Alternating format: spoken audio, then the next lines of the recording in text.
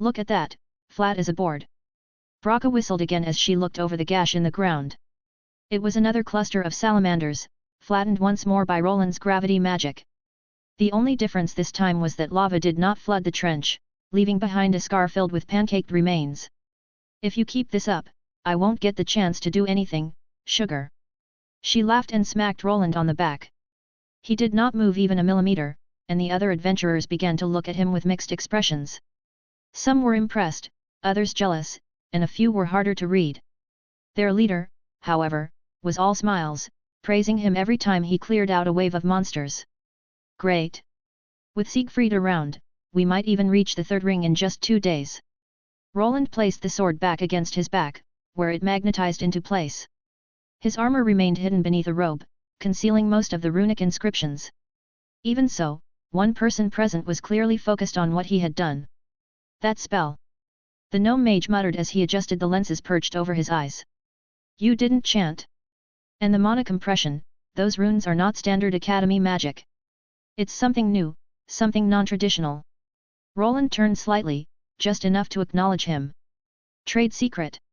He answered, unwilling to give anything away and hoping the refusal would end the conversation. Instead, the gnome's interest only seemed to deepen. Ah, guarding your secrets. I do love a challenge. It seemed the short mage had no intention of letting the matter drop. Gather this up. The leader of the group turned to the porters and issued the order. One of the men stepped forward to inspect the gash filled with monster remains, a mess that would take considerable effort to sort through. The bodies were mangled, bones shattered, scales crushed, and blood was already beginning to pool. But sir, it's all flattened. He hesitated, clearly reluctant to continue, but a sharp look from the group leader was enough. The man quickly nodded and waved the others over. The adventurers walked past without a glance, seemingly unconcerned about whether the porters might be attacked while collecting the remains. Everything is going well now. I doubt anyone will try anything until we make camp for the night. Roland glanced back once, but the porters did not truly concern him. The one he was here to protect was the blacksmith. Even so, if an attack did occur, he would know. Unknown to the others, he continued placing small sensors into the dungeon walls. They were improved versions of the mapping devices from Albrook, capable of connecting to one another without cables. Through them, he could track the route they had taken and receive an alert if even the porters were attacked after the group moved on. Things were going well, and the journey continued at a faster pace. He did not want to give his potential enemies time to think things through, and in record time, only half a day, they managed to reach the second layer, the one that led into the rotten forest. This region was home to decaying monsters and pervasive poison. Only after passing through it would they arrive at Drachnid Valley, where the adventurer settlement was located. While their progress was fast, it was not especially remarkable. The super dungeon was old and well explored. The first and second rings had been thoroughly mapped, and several shortcuts existed, similar to the ones Roland had created within the Albrook dungeon. They simply took the fastest route available. However, if they were to explore these areas from start to finish, they would likely be trapped there for several months. The moment they crossed into the second ring, the air changed. It became heavy, damp, and foul, carrying the stench of rot and stagnant life. The volcanic heat faded behind them, replaced by a sickly chill that clung to armor and skin alike. Twisted roots jutted out in every direction, swollen with fungi and oozing blackened sap. The rotten forest. I have heard about this place, but no one told me that it would stink this much. The barbarian woman beside him turned her face away as the smell assaulted her nostrils. He was spared thanks to his helmet's filtration system, but most of the others were not so fortunate, visibly reacting to the reek of decay. Be careful, everyone. This place is filled with treants, so do not get too close to the trees. We will move to the encampment area and rest there before continuing. We should be able to get there in a couple of hours. The captain addressed the group, and once the porters returned with the loot they had avoided earlier, the march resumed. This region was far more dangerous than the first ring, and the strength of the monsters made that clear. Poisonous marshes teemed with venomous toads. Trees lurched and grabbed, attempting to devour anyone who passed too close. Humanoid mushrooms exploded into flesh-eating spores when defeated. It was a deadly place for ordinary adventurers, but the vanguard leading them was anything but ordinary. Am I seeing things, or are those mushroom men floating? One of the adventurers spoke up as they pushed deeper into the dead forest, staring at the monsters suspended in the air ahead of them. Use fire arrows and spells. I cannot hold them forever. Roland shouted as he gripped his sword with both hands. The blade was embedded in the ground, radiating a dark violet light that enveloped every monster in the area. Each of them hovered several meters above the ground, unable to move. Haha, this makes it easy. The gnome mage was the first to act. Although he was not a fire specialist, he could still cast basic fire spells. A fireball shot forward and struck one of the floating monsters, detonating in a burst of flame. Awoo! Next was Agni, who was still in his disguise. He opened his mouth and released a surge of blue flames that, upon connecting with one of the mushroom people, immolated it instantly. The adventurers glanced at one another, and soon the spectacle began. The fireball blossomed against the mushroom creature's spongy cap, igniting the spores before they could disperse. It shrieked in a strange sound before collapsing in on itself, charring midair and falling as a smoking husk. At this sight, the other adventurers finally joined in showering the dungeon with arrows. Arrows streaked through the gloomy forest, their tips flaring with enchantments and alchemical oil. Bolts from crossbows were also there, along with a few scrolls that could call up flames. Suspended by Roland's gravity field, the monsters could neither dodge nor retaliate. One by one, they were reduced to ash, splinters, and burned pulp. Mana consumption is stable, and the runes are holding up nicely. However, if the creature exceeds a certain size or power, activating the spell will become difficult. Roland used this opportunity to field test the gravity spells he had rune-crafted into his new armor. The sword was not truly the focal point of these spells. It existed mainly to mislead the other adventurers into believing it was the source of his power. Gravity was remarkably flexible. It could slow approaching monsters or even make them float. The spell did not always work, since monsters with higher mana reserves could partially interfere with it, and those that were too heavy were barely affected. However, when dealing with Tier 2 and lower Tier 3 monsters like these, Roland could simply present them to the other adventurers and let them waste their ammunition instead. Those treants aren't as easy to lift though. Even though he knew he would struggle, he focused his spell on one of the monster trees. Its roots snapped under the pressure as it was slowly lifted into the air, just like the mushroom men. It resisted furiously, trying to drive its roots back into the ground, which made it much harder to maintain the spell. However, while it was busy contending with his magic, the adventurers launched their attacks, laughing as they did. This is great. It was never this easy to get through this stink-filled place. Can we recruit that man? Asked one of the archers, who was having a blast shooting at the monsters. The other adventurers joined in, turning it into a competition to see who could take down the most floating enemies. Hey, Sieg, can you lower them? I'm getting bored here, sugar. Braca nudged him from the side, shortening his name for some reason, as if they had known each other for years. He did not reply, but it took little effort for him to bring down several of the monsters. To his surprise, when he did, her massive axe began to glow red with an aura that carried a fiery element. She leapt into the air and sliced through the treant he was holding up, setting it ablaze as it split cleanly into two halves. The trek through the harsh environment soon became something closer to a grotesque sightseeing tour than a life-or-death expedition. Whenever enough monsters gathered around them, he simply used his gravity magic while the others attacked from afar. To his surprise, the winner of the competition was not one of the adventurers, but his wolf instead. What is that wolf? How can it breathe so much fire? Some of the adventurers complained along the way but chose not to press the issue. Instead, they decided to keep Agni out of the competition, since Roland had never said the wolf was taking part. While the others laughed, he sped ahead toward their temporary resting place, a special area within the second ring of the dungeon. We're here. Why don't you rest, Siegfried? You must be tired after using so much energy. Roland nodded at Captain Varek and looked at the place they would be occupying through the night. Before them stretched a large, lush clearing filled with grass and a single tree standing atop a hill. It was a strange zone, free of monsters and decay, nestled within the dungeon. Its diameter was roughly 100 meters, and dungeon creatures could not cross into it. It was a safe haven for adventurers, one that appeared only on certain days and was monitored by the guild to ensure the timing was correct. We are early. The mana has not settled yet, and there are still a few patches of poisonous ground. We should tread lightly. Harfon commented as he studied the area. Although it looked safe at first glance, several sections of earth appeared sickly and purple. Agni, be careful. Do not eat anything you find around here, and do not trust any of those adventurers. Woof! Roland surrounded himself and Agni with a small sound-cancelling barrier as he knelt to feed him some meat. He knew this area was a likely place for something to go wrong. They planned to camp here and stay through the night. They had not been wandering for an entire day, and while he was not sleepy, he could have continued if needed. The others moved in, waiting for the poisoned ground to clear and for the lingering mist to fade. The porters, along with the rest of the group, were responsible for setting up the camp. Even Hermes was finally forced to move, as his role was to sharpen the arrows the porters had gathered and to clean the weapons used by the others. "If you wish, I could." The blacksmith approached him, but Roland immediately refused to hand over his blade. "I'm fine."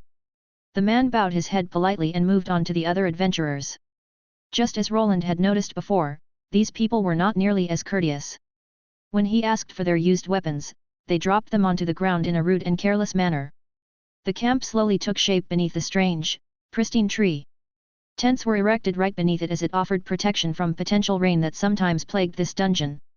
Small monolamps were placed on the branches, their pale blue light keeping the worst of the surrounding gloom at bay. A low fire pit was dug near the center, though only smokeless mana embers were used as open flames inside the rotten forest could potentially draw in other monsters. While this was a safe haven from monsters, there were still ways for things to go awry. Roland chose a position with a clear view of the entire clearing. He did not pitch a tent. Instead, he sat atop a smooth stone near the perimeter, his sword resting against his shoulder and his helm angled just enough to give the impression of rest or meditation. Agni curled up beside him, and the rest of the group moved away. "Not sleeping, sugar?" Braca asked as she rolled out her bedroll. "I will later." He answered plainly, making her shrug and lie down without another word, already half asleep. One by one, the adventurers settled in. Armor was loosened, boots removed, and weapons placed within arm's reach. The porters huddled together nervously, while the gnome mage scribbled notes until his quill finally slipped from his fingers. Soon, the clearing grew quiet, and Roland began to focus on everyone's mana signatures. The entire encampment lay within his reach, and he made certain to monitor the blacksmith and anyone who might approach him. This was the best moment to strike.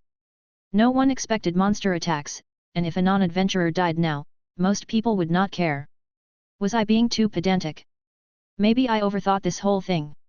What if no one really cares about this blacksmith returning, or they are simply planning to kill him once he arrives? More than 3 hours passed, and doubt crept in. Roland could not detect anyone moving or even planning to move. It was possible he had made a mistake and that coming here had been a waste of time. At least I placed sensors around a few locations. More data is always appreciated. His sensors continued their silent sweep, mapping fluctuations in mana density, air pressure, and vibration. The tree at the center of the clearing registered as inert. Its mana signature was stable, almost decorative. Still, Roland kept half his attention fixed on it. Something felt wrong. Is it my imagination, or did it move? The sensors were not picking up much. The tree appeared normal, with a faint presence of mana that he attributed to its location within the dungeon. The entire area was unusual, wrapped in a thin layer of protection that kept them hidden from monsters outside. It was not a full barrier, but even if monsters approached, they were not supposed to attack anyone inside. Yet as he stared, the sense of unease only grew. "Amon, wake up! We have a problem." He rose from the rock and shouted at Agni, who was still not used to his new name. Something was terribly wrong with this place, and perhaps the adversary he was searching for was not within the group at all, but instead someone who knew they would be at this very spot beforehand. "Hey? What is?" One of the adventurers awoke as well, sensing something amiss. As he opened his eyes, a sharp wooden branch shot straight toward his chest. The man was stunned, unable to react before it pierced his heart almost instantly. "Everyone, wake up!" Roland shouted as he activated his gravitational magic to send a forceful pull of energy. Everyone he could affect was yanked in towards his direction, making the sharp branches miss them by a hair's breadth away from impaling them. Bedrolls tore, tents collapsed, and startled shouts rang out as bodies slammed into one another near Roland's position. "What the hell?" The clearing erupted into chaos as wood groaned, and the seemingly unsuspecting tree that was meant to serve as a temporary roof over their heads began its attack. It revealed itself as a massive treant, far larger than any of the others, a rare monster that should not have been there at all. Roland's eyes narrowed as the treant fully emerged. Its bark was twisted and blackened, its branches shaped like spears ready to strike. Roots writhed through the ground like serpents, each movement sending tremors through the clearing. Even from a distance, Roland could sense that this was no simple Tier 3 monster, but something far more deadly, perhaps even stronger than the dragons he had faced in the third ring. This cannot be a coincidence. As the creature rose higher, it drew the attention of other monsters from afar, making the situation even worse. All of this effort just to silence one blacksmith was excessive, but there would be time for questions later. First, he had to bring this thing down. The treant roared, and the sound carried in all directions. It was not merely noise but a call. Roland felt it ripple through the rotten forest like a strange echo. His sensors screamed warnings as figures appeared inside his helmet display. In the distance, multiple dots emerged, all moving toward them. The safe zone's protection wavered, bending under the pressure of the monster's presence. That's a lot of dots. They are coming from everywhere. From the darkness beyond the grass, the forest answered the treant's call. Roots tore free from the soil as smaller treants lurched forward, their bodies half-rotted, limbs fused with fungus and something resembling bone. Mushroom men poured out from between swollen trunks, caps glowing with fluorescent moss as spores drifted around them like mist. Thick-bodied toads dragged themselves from the marshy ground, throats pulsing as venom dripped from their jaws. Poison snakes slithered over roots and rocks alike, their scales dull and almost necrotic, eyes glowing faintly with corrupted mana. Behind them came other oddities, centipedes and flying mosquitoes the size of eagles, all moving in response to the treant's call. I need to kill this thing fast before it calls the whole dungeon here. Roland understood the real problem instantly.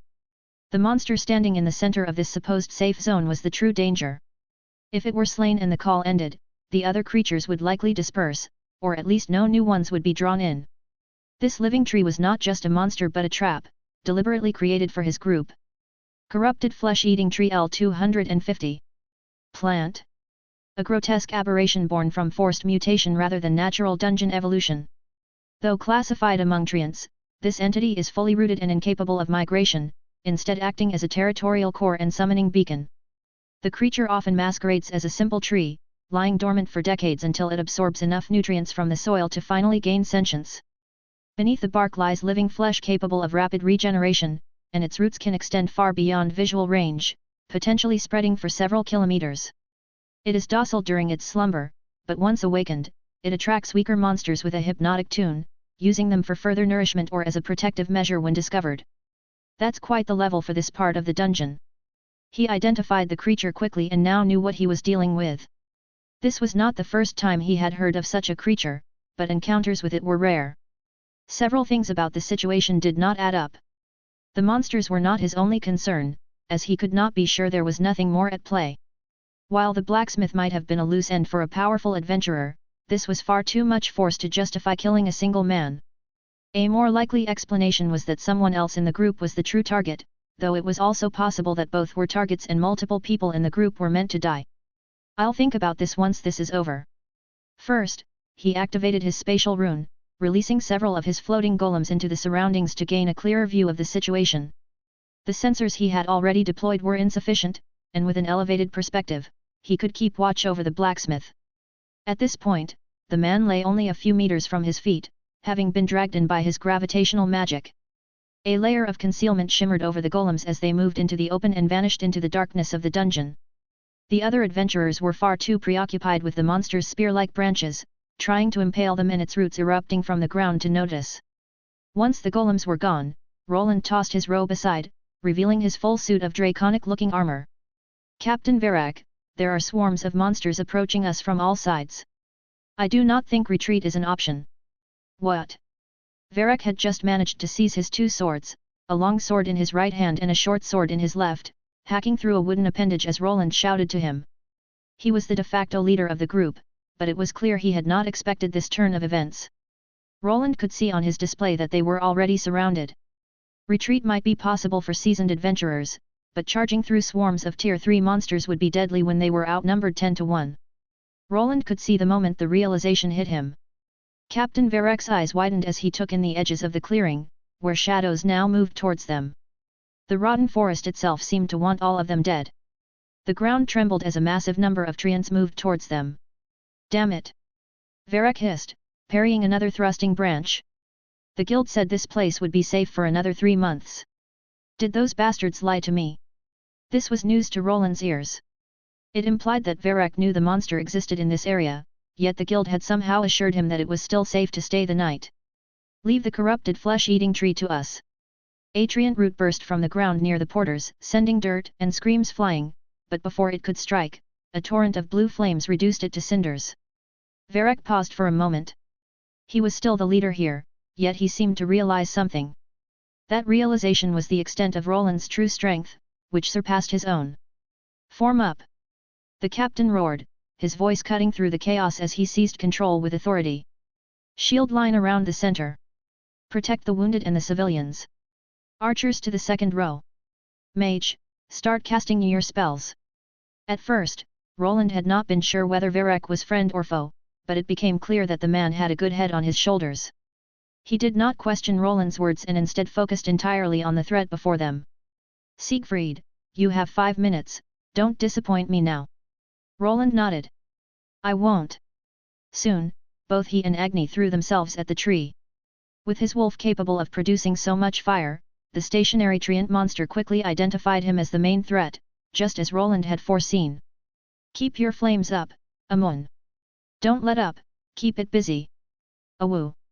Agni howled as he turned up the heat. As his flames shifted to blue and his body took on the sheen of sapphires, he retained all of his skills. He leapt into the air, surrounded by a veil of fire. His new skill, Ruby Prison, activated as he scattered his gems around the tree while it tried to strike him. Although the monster was a plant, it proved highly resistant to the flames, regenerating almost instantly from any damage. Roland, on the other hand, focused on locating the creature's true weak point, a core hidden somewhere within. His golem drones flew overhead, feeding him multiple streams of data that he processed rapidly thanks to his multiple minds trait. From a distance, it seemed as though he was doing little more than walking forward. In truth, a massive gravity field had been established within a 10-meter radius around the tree. Now, whenever it attempted to attack anything beyond that area, its branches were pinned to the ground, and its roots were unable to move at all. "There it is."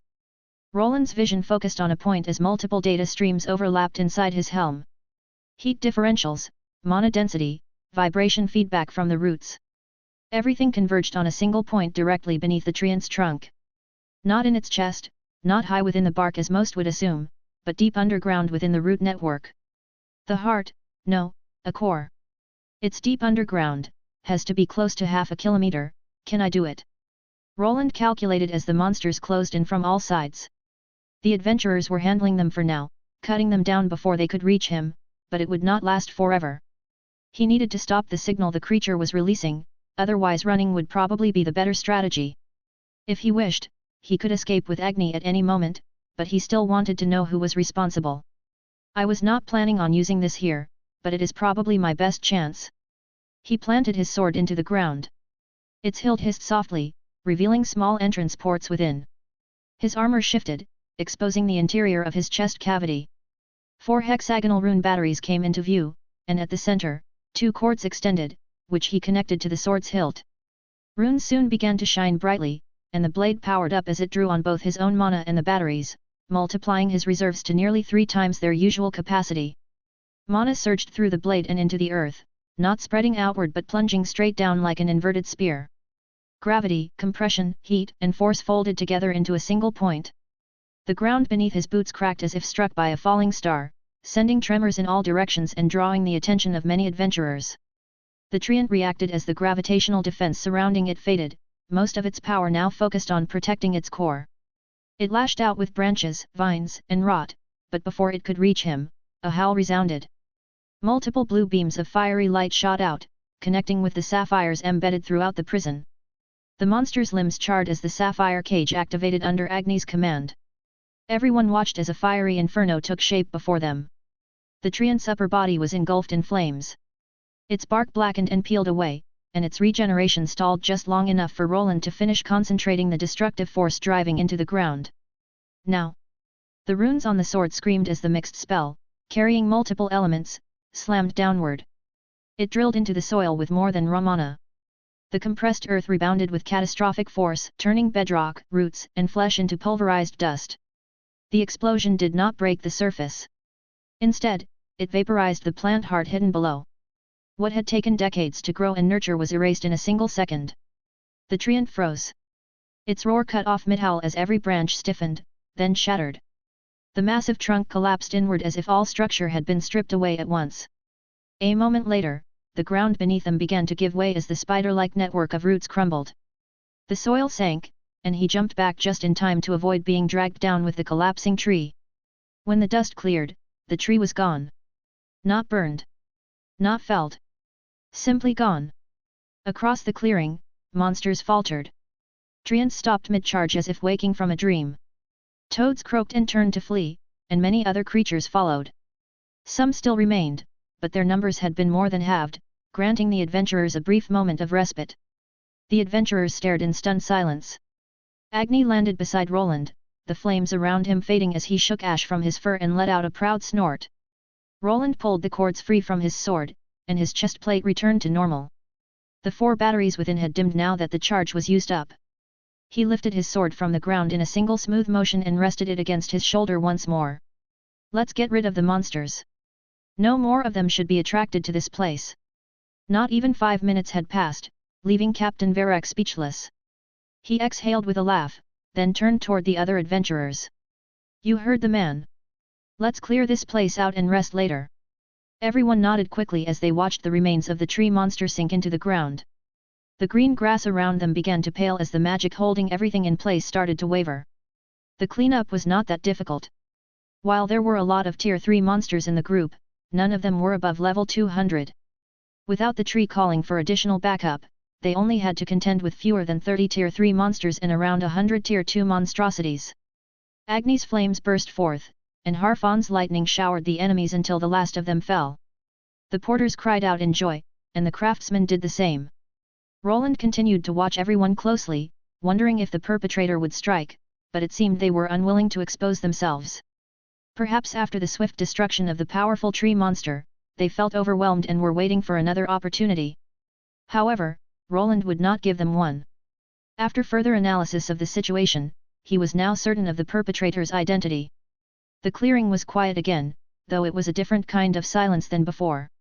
Everyone was exhausted after the battle that had just taken place, and several of them were injured. They lacked a proper priest to heal them, but luckily, there were plenty of potions to see everyone through. There was only a single casualty, which for long-time veterans like these was considered acceptable. Everyone knew the dangers of dungeon diving, yet it was clear that many were wondering why this had happened and were placing the blame on their leader. What did you mean by 3 months? Did you know this would happen, Varek? Yeah, out with it. Everyone heard what you said. Did you know about this? A few adventurers circled around Varek as he tried to explain everything, but instead of listening, Roland was confirming a suspicion of his own.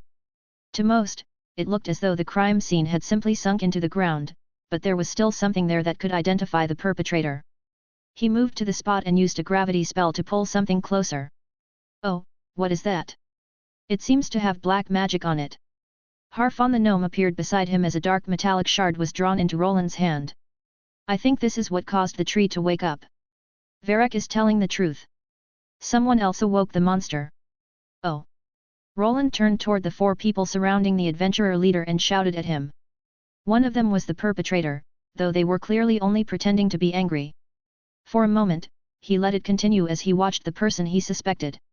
The time was used to explain a few things to the gnome and to tell Agni to cut off one of the potential escape routes if they tried to run. That's enough. He called out, interrupting everyone at once. His runic suppression skill, coupled with the reputation he had gained during the confrontation, caused all the adventurers to fall silent. They had all realized that he was probably the strongest among them. Could you tell me what this is, Braka? He held out the remains of the cursed object in his metallic palm, pointing it toward the barbarian woman, who looked confused. Why would I know that, sugar? Of course, she denied it, but he had gathered too much evidence to link her to the attack. Then would you mind explaining why your body is releasing black magic similar to this? There are not many things that can awaken a sleeping flesh-eating tree, but this kind of black magic can. The other adventurers, along with Varek, took a step back. To them, Braka was also an outsider, not someone they could fully trust. Roland, on the other hand, had saved them from potential doom, making him far more trustworthy in their eyes. This isn't funny, Sugar. There is no black magic on me. How would that even work? I went to sleep just like everyone else. Indeed, you did. It is quite faint, but the black magic originates from a specific area. The place where your bedroll was and where you were sleeping. How would you even know such a thing? Braca took a step back, her eyes darting around as if searching for a way to escape. Roland had analyzed the entire area and had it scanned before the battle even took place. Even though it was destroyed, he could still access the old data to pinpoint where the corruption had begun. The magic was unusually stealthy, something he had never encountered before and likely would have missed if he had not increased his level and enhanced his runic sensors. Throughout the battle, Braca had disposed of most of the evidence, but his stealth drones continued recording everything. It was enough for an accusation. The dark energy had already subsided, and his claim that he could still detect it on her was a lie, but she did not know that. All that remained was to restrain her and begin asking questions. Perhaps the secret of this would-be assassin would finally be revealed, or so he thought.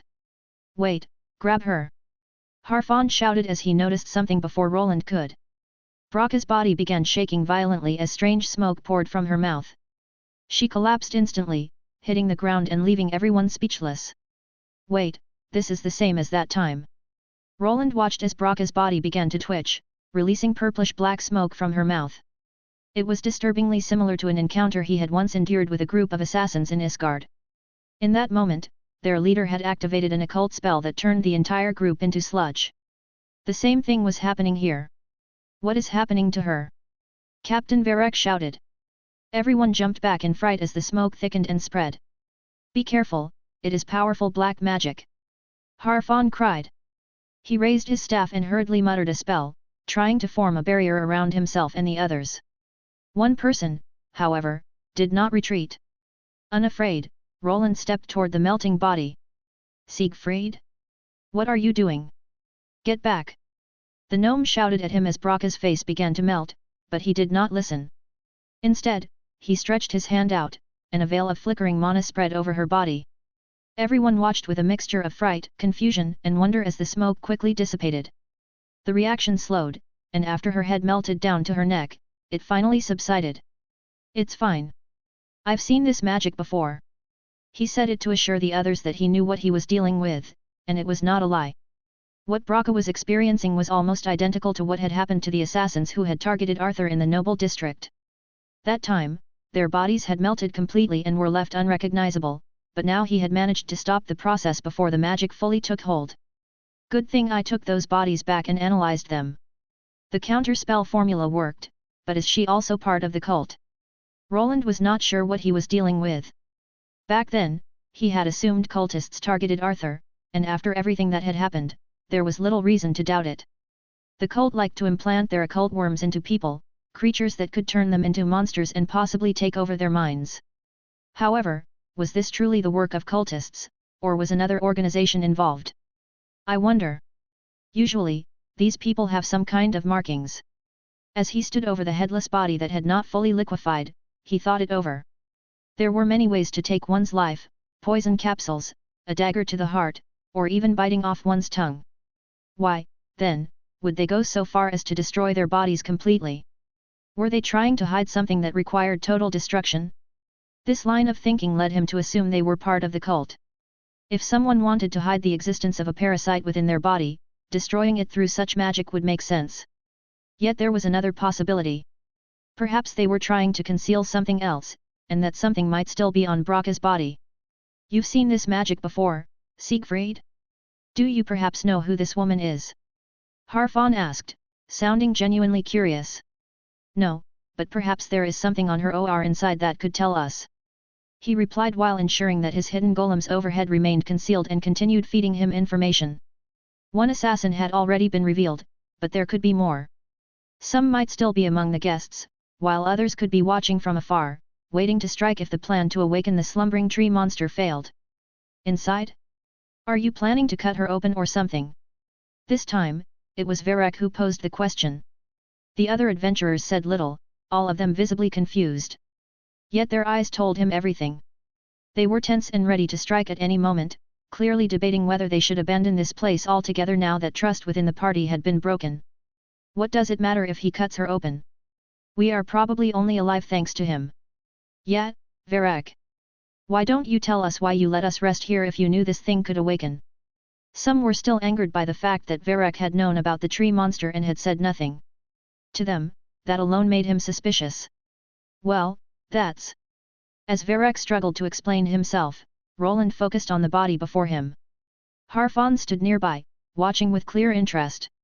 He did not try to stop Roland, but whether he was friend or foe had yet to be confirmed. The blacksmith Roland wanted to protect was still alive, and the likelihood of him being the target was growing smaller. Someone else here was probably the true objective, but first, Roland needed to confirm the identity of this would-be assassin. I didn't let anything happen. The captain snapped, turning on the adventurers crowding him. The guild verified this, clearing themselves. I followed protocol.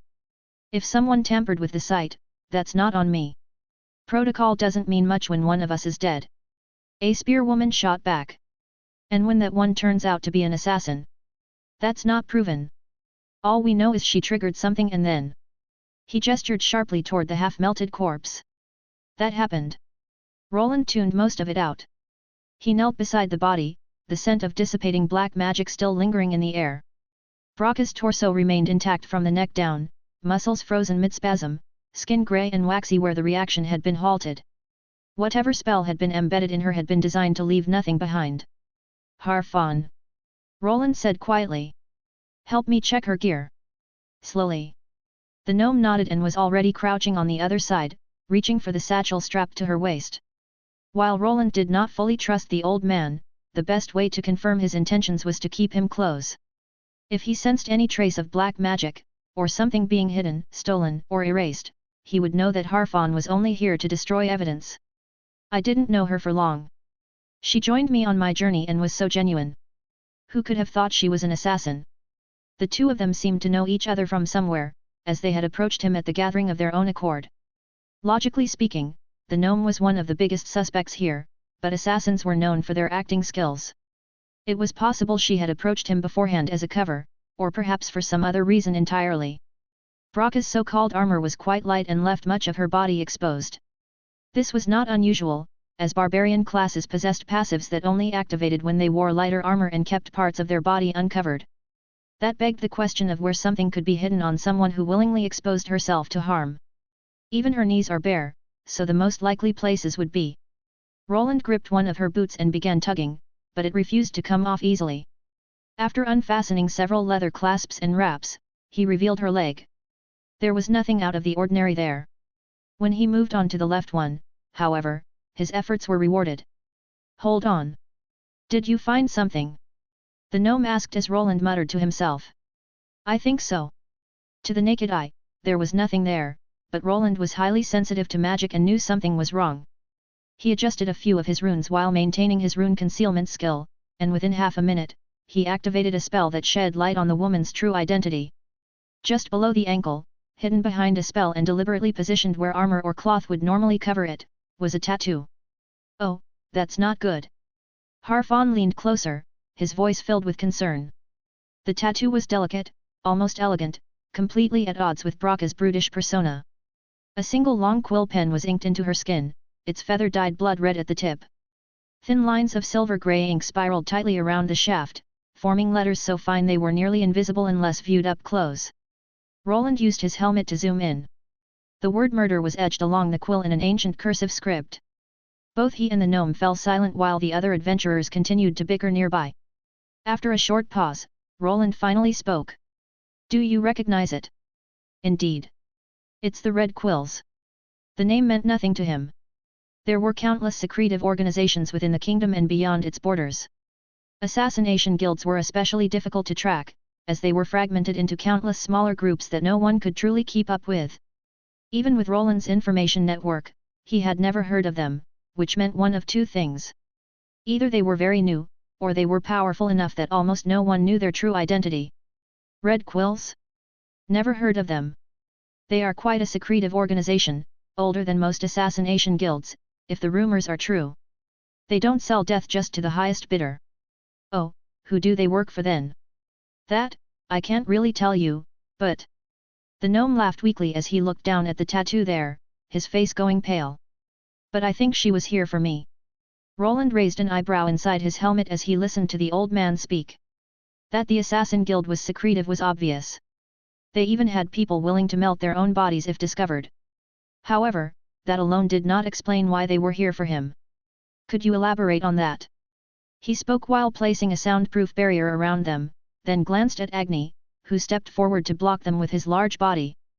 Harfan, as a mage, noticed the barrier but did not seem perturbed by it. Instead, he relaxed.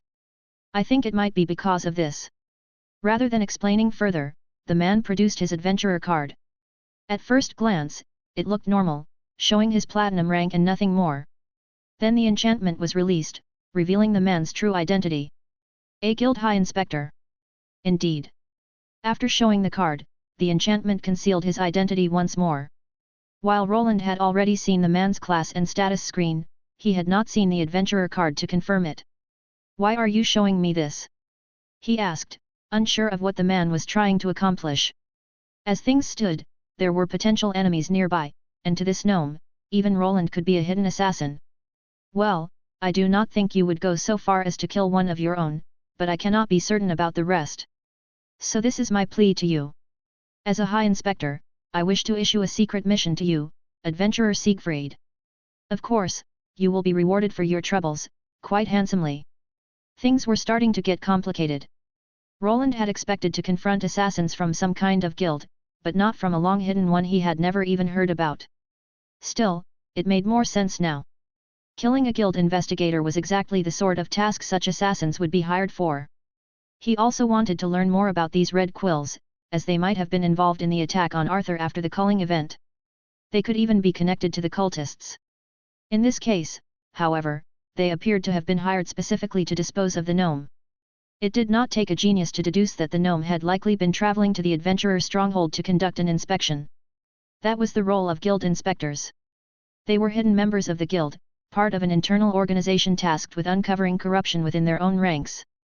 Perhaps Hermes filing that report had prompted the guild to act. There might have already been other rumors, and the guild had finally decided to move a piece on the board to see what was really happening. They probably didn't move in for the blacksmith, they must suspect embezzlement instead, or perhaps something more. If that was true, then someone within the adventurer's stronghold the gnome had been heading toward was highly resourceful. Still, murdering a guild inspector would not go unnoticed. The guild would grow suspicious and likely send even more people to investigate. Roland could only assume that something big was happening in the third ring, something someone was desperate to conceal. Sending additional guild agents would take time, weeks, or even months, and perhaps, within that window, whatever was occurring in the third ring could be dealt with. What did I get myself into this time around? I just need you to safeguard me until we reach the third ring. Some of my associates will be there to assist me there, so what say you? It was not a strange proposal, since within the group Roland had proven himself to be the strongest. As they spoke, the adventuring party began to split into two factions. One group had decided to retreat from the dungeon and report the situation to the guild for safety, while the others wished to press deeper. The blacksmith will not retreat, so that leaves me with only one option. Considering that he had come mostly to guarantee the safety of Hermes, he decided to agree. Sure, I can do that, but the pay had better be good. He replied while keeping up the front of an old adventurer who mostly cared about coin. Of course it will be. The gnome said quickly. Hazard pay, a secrecy bonus, and an inspector's favor on top of that. You will have leverage within the guild that most adventurers can only dream of. That depends on whether we survive the trip. Roland replied flatly. The soundproof barrier faded as he stood and turned back toward the rest of the group. The argument had reached its boiling point. I'm leaving. The spear woman declared, already slinging her pack over her shoulder. This place is cursed. Trees are waking up, people are getting skewered and melting. I did not sign up for this. Wait, I'm coming with you. From the party that had started with 15 members, 2 were dead, and another 5 chose to retreat back to Isgard, leaving only 8 behind, Roland among them. It was not strange for some people to get spooked, as most did not want to be involved with the occult or assassins. This left the party weaker, with several porters now gone, and it was time to move on. Wait, I am sure we could work things out. I will give you a percentage of my commission. Varek pleaded with them as they left, but a frown soon appeared on his face, and his expression hardened into fury. He was still the leader of this group, and he had a mission from the guild. If he retreated now, he would lose a great deal of money and suffer a serious blow to his prestige. Perhaps in smaller cities this would not have mattered as much, but in Isgard, there were many Tier 3 class holders who could easily replace him. Fine, then leave, you bunch of leeches. Once they were gone, Varek turned to the rest of the group and made a brief announcement. We continue. Siegfried, you are the vanguard just like before. We go straight to the third circle without stopping. Roland nodded without speaking. It was fine with him, though he was not sure about the others. Everything still felt suspicious, and there was a real possibility that assassins were among them. They could be lurking outside the group, hiding within their current ranks, or even among those who had just left. Nevertheless, they pressed on through the rotten forest. The scenery closed in around them once more, but they moved at a faster pace. Many monsters were missing due to the call of the flesh-eating tree, allowing them to pass through largely undisturbed. The group's main tracker had stayed, and everyone was now taking the situation far more seriously. It also helped that they had decided to stop collecting monster drops and instead prioritize reaching the safety of the adventurer stronghold. Roland moved at the front, his golems floating above him as they gathered data from every direction. He could see everything now, and by the looks of it, something was there. Shadows, whispers, and vague figures were forming behind them as the group hurried forward. So we are being followed by someone. He glanced at the other adventurers, trusting no one here except Agni. Their journey was clearly not over yet, and more trouble lay ahead. Little did those responsible know that he was ready for them and that they were not the ones in control. The forest seemed to shift as the group moved through a small, narrow passage. A stream filled with rot and poison bubbled as they passed it. Serpents hissed from the bushes and toads croaked as they watched the group go by, but none of them attacked. It stinks, but it works. Roland thought this to himself as he jogged forward at the vanguard. The monsters in this area were at the lower levels of Tier 3, yet none of them reacted to the group. Instead, they appeared disturbed by the smell the group carried. The source was an alchemical potion that served as a powerful repellent for monsters. Varek had given it to everyone, clearly deciding to use one of his trump cards. It was obvious that the man wanted to reach the third ring as quickly as possible. By avoiding combat with the monsters along the way, their pace increased dramatically. The only real slowdown came from the non-combat class holders like Hermes, since the porters were at least Tier 2 and could move relatively quickly. Nevertheless, with the repellent in effect, they were making good progress. They were not alone, however, as shadowy figures continued to pursue them. Now then, what should I do? Roland weighed his options carefully. He had not yet told the others that they were being followed. He did not want to alarm the adventurers, who might try to flee immediately or, worse, turn out to be working with the assassins. Agni had already been moved to the middle of the group to act as a protector for both the gnome mage and the blacksmith. This was not a matter of if but of when they would be attacked. The body of the headless barbarian had already been stashed away in a spatial storage, not his own but Harfon's. As a hidden guild inspector, it made sense for him to handle such matters. Although he wanted to take the body for study and compare it to the sludge left by the other assassins, he did not wish to drop his pretense of being merely an older adventurer just yet. For the time being, they were safe. Varek was a good leader. He had provided them with monster repellent and chosen a slightly different route, one more frequently traveled by adventurers and therefore less likely to host an ambush. Even so, there was still one area they had to pass through. A series of tunnels led out of the second circle and into the third. It was a labyrinth of passages filled with traps, hidden corridors, and countless spots where an ambush could be set with ease. That's probably when they will strike, but should we let them? Roland was not one to shy away from confrontation, but if things continued as they were, they would be at a disadvantage. From what he could tell, they were being followed by a group that could move far faster than they could. It was reasonable to assume that some of the assassins had split off and run ahead to the next area along their path. He had confirmed this suspicion half an hour earlier when the number of pursuers had noticeably dwindled. If they wanted to improve their odds, it would be far better to lead their enemies into a trap of their own and do something entirely unexpected. Captain Varek. To do this, he needed help, and for the time being, Varek's actions had not been suspicious. The man was doing his best to complete his mission under these circumstances, and he was probably the only one he could rely on now, since this dungeon was new to him. While Roland had gone through maps, accounts of other adventures, and even rumors, he still needed advice from someone who had spent more time in this dungeon, which made Varek the perfect choice. What is it, Siegfried? Is there something ahead of us? He slowed his pace to fall in beside Varek while the group continued moving. No. I just need you to play along with something. What do you mean? Roland leaned closer and lowered his voice, surrounding them with a compact sound barrier so only the two of them could speak freely. As they continued running, he quietly explained his plan. Varek's expression remained unchanged as he played his part well. After confirming a few details, Roland finally stopped. What do you mean you're leaving us? I just decided. It's too dangerous, and I can reach the third ring on my own with Amun. It's the logical choice. Amun, come. We're leaving. Agni looked on in confusion, as did several of the other adventurers, when the group came to a halt. Harfan was the most bewildered of them all.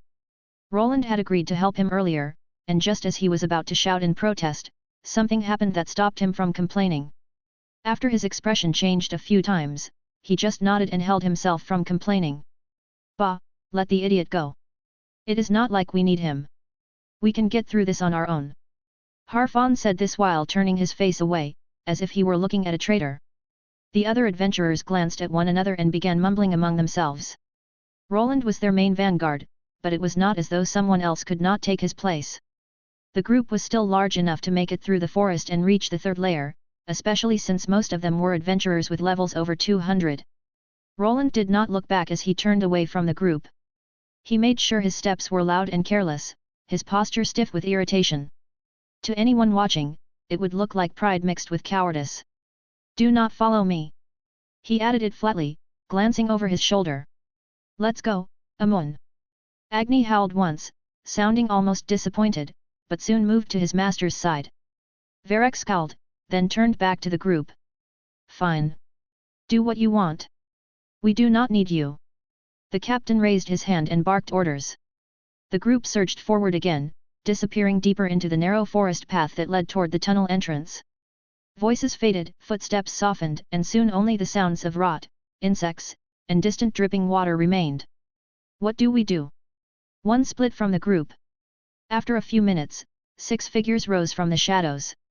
Men wearing long robes stood enshrouded by the darkness of the poison forest. That one knows too much. You 3 go and take care of him. Then we will meet again with the master within the tunnels. One of the men spoke while the others merely nodded. Moments later, they vanished from their positions as if they had never been there, melting back into the forest's warped shadows. Do not stop moving. If we go through here, we will make it into the third layer in half a day. Please, just give us a moment to rest. Fine. We will rest for 10 minutes. Drink some water and use recovery potions if you need to. Varek called out to the others. The adventurers themselves were fine, but the problem lay with the regular people, like the blacksmith. For a moment, he considered abandoning them, but he stopped himself as he remembered the warning from the man called Siegfried. If the blacksmith died, then so would he. He did not know exactly what that meant, but he knew better than to underestimate the dark swordsman. After seeing what Siegfried could do during the fight with the monster tree, Varek feared him more than any assassin that might be following them. I just want this to be over. That's for sure. I heard the adventurer stronghold in the third ring is a small city in itself. I hope the beds are soft. Who cares about the beds? I just want to eat something, or drink some of that famous drake ale they have down there. Ha, that's for sure. The adventurers began to relax, chatting among themselves, but Varek remained vigilant. He kept scanning their surroundings. Shadows sometimes took the shape of monsters or men, making him uneasy. I hate assassins. I hope that man did not lie to me. Varek let out a sigh as he drank from his water bottle. 10 minutes passed quickly, and after consulting their main tracker, they set off into the labyrinthine tunnels. They stretched for tens of kilometers underground, and to make matters worse, the labyrinth was alive, shifting its layout every half-day. The key to passing through was to enter just after a shift and recognize the pattern it followed. We should move. It shifted half an hour ago. If we are fast, we should reach it in less than 10 hours. The tracker said, and soon, the adventurers descended into the tunnels. As they disappeared from view, several figures emerged behind them. There were exactly 6, all wearing black robes, with one who appeared to be the leader. None of them spoke as they slipped into the tunnels, following close behind the group. 5 hours in, even the most seasoned adventurers had stopped speaking unless it was absolutely necessary. Their breath fogged in the cold air, boots scraped against ancient stone, and the faint sound of shifting dungeon gears echoed in the distance as minor adjustments rippled through the labyrinth. The maze had changed several times already, but these were alterations recorded by past explorers and known to the tracker. Varric raised a fist, and everyone froze. The tunnel ahead narrowed into a long corridor that opened into a more spacious chamber with a single entrance and exit. It was a perfect place for an ambush, but it was also the only path forward to the third ring. It had been quite some time since Siegfried had split from the group, and doubt crept in. If the plan had failed, the pursuers might have already dealt with him and could still be on their trail. That meant they would have to force their way through, no matter what awaited them. "Let's go. Be careful. There could be trouble up ahead." The others nodded, gripping their weapons tightly as they moved into the larger chamber. Once they crossed the threshold, they found themselves in a room of dark stone with a massive draconic statue at its center. It was a clear marker that the third ring was close, a region known to be filled with lesser dragons. They advanced slowly. When they were nearly beside the statue, sudden movement burst into view. "Who goes there?" Varric shouted as 5 hooded figures emerged from the passage they needed to take. Almost immediately, 6 more appeared behind them, sealing off the only escape. Torches along the walls flickered as the group was surrounded. The 7 remaining adventurers formed a defensive circle around the statue, weapons raised and aimed at the potential attackers. "We just want to get through here," Varric said. "Let us pass." "That is not an option. All of you must die here. No one who sees the red quill may live." The assassin leader was blunt. His robe differed slightly from the others. Instead of pure black, it was dark red, as if drenched in old blood. The air grew heavy the moment the words were spoken. Varric's grip tightened around his swords as his eyes darted from the 5 assassins blocking the exit to the 6 hooded figures behind them. A cold knot formed in his stomach. Perfect positioning. No wasted movement. No hesitation. These were professionals.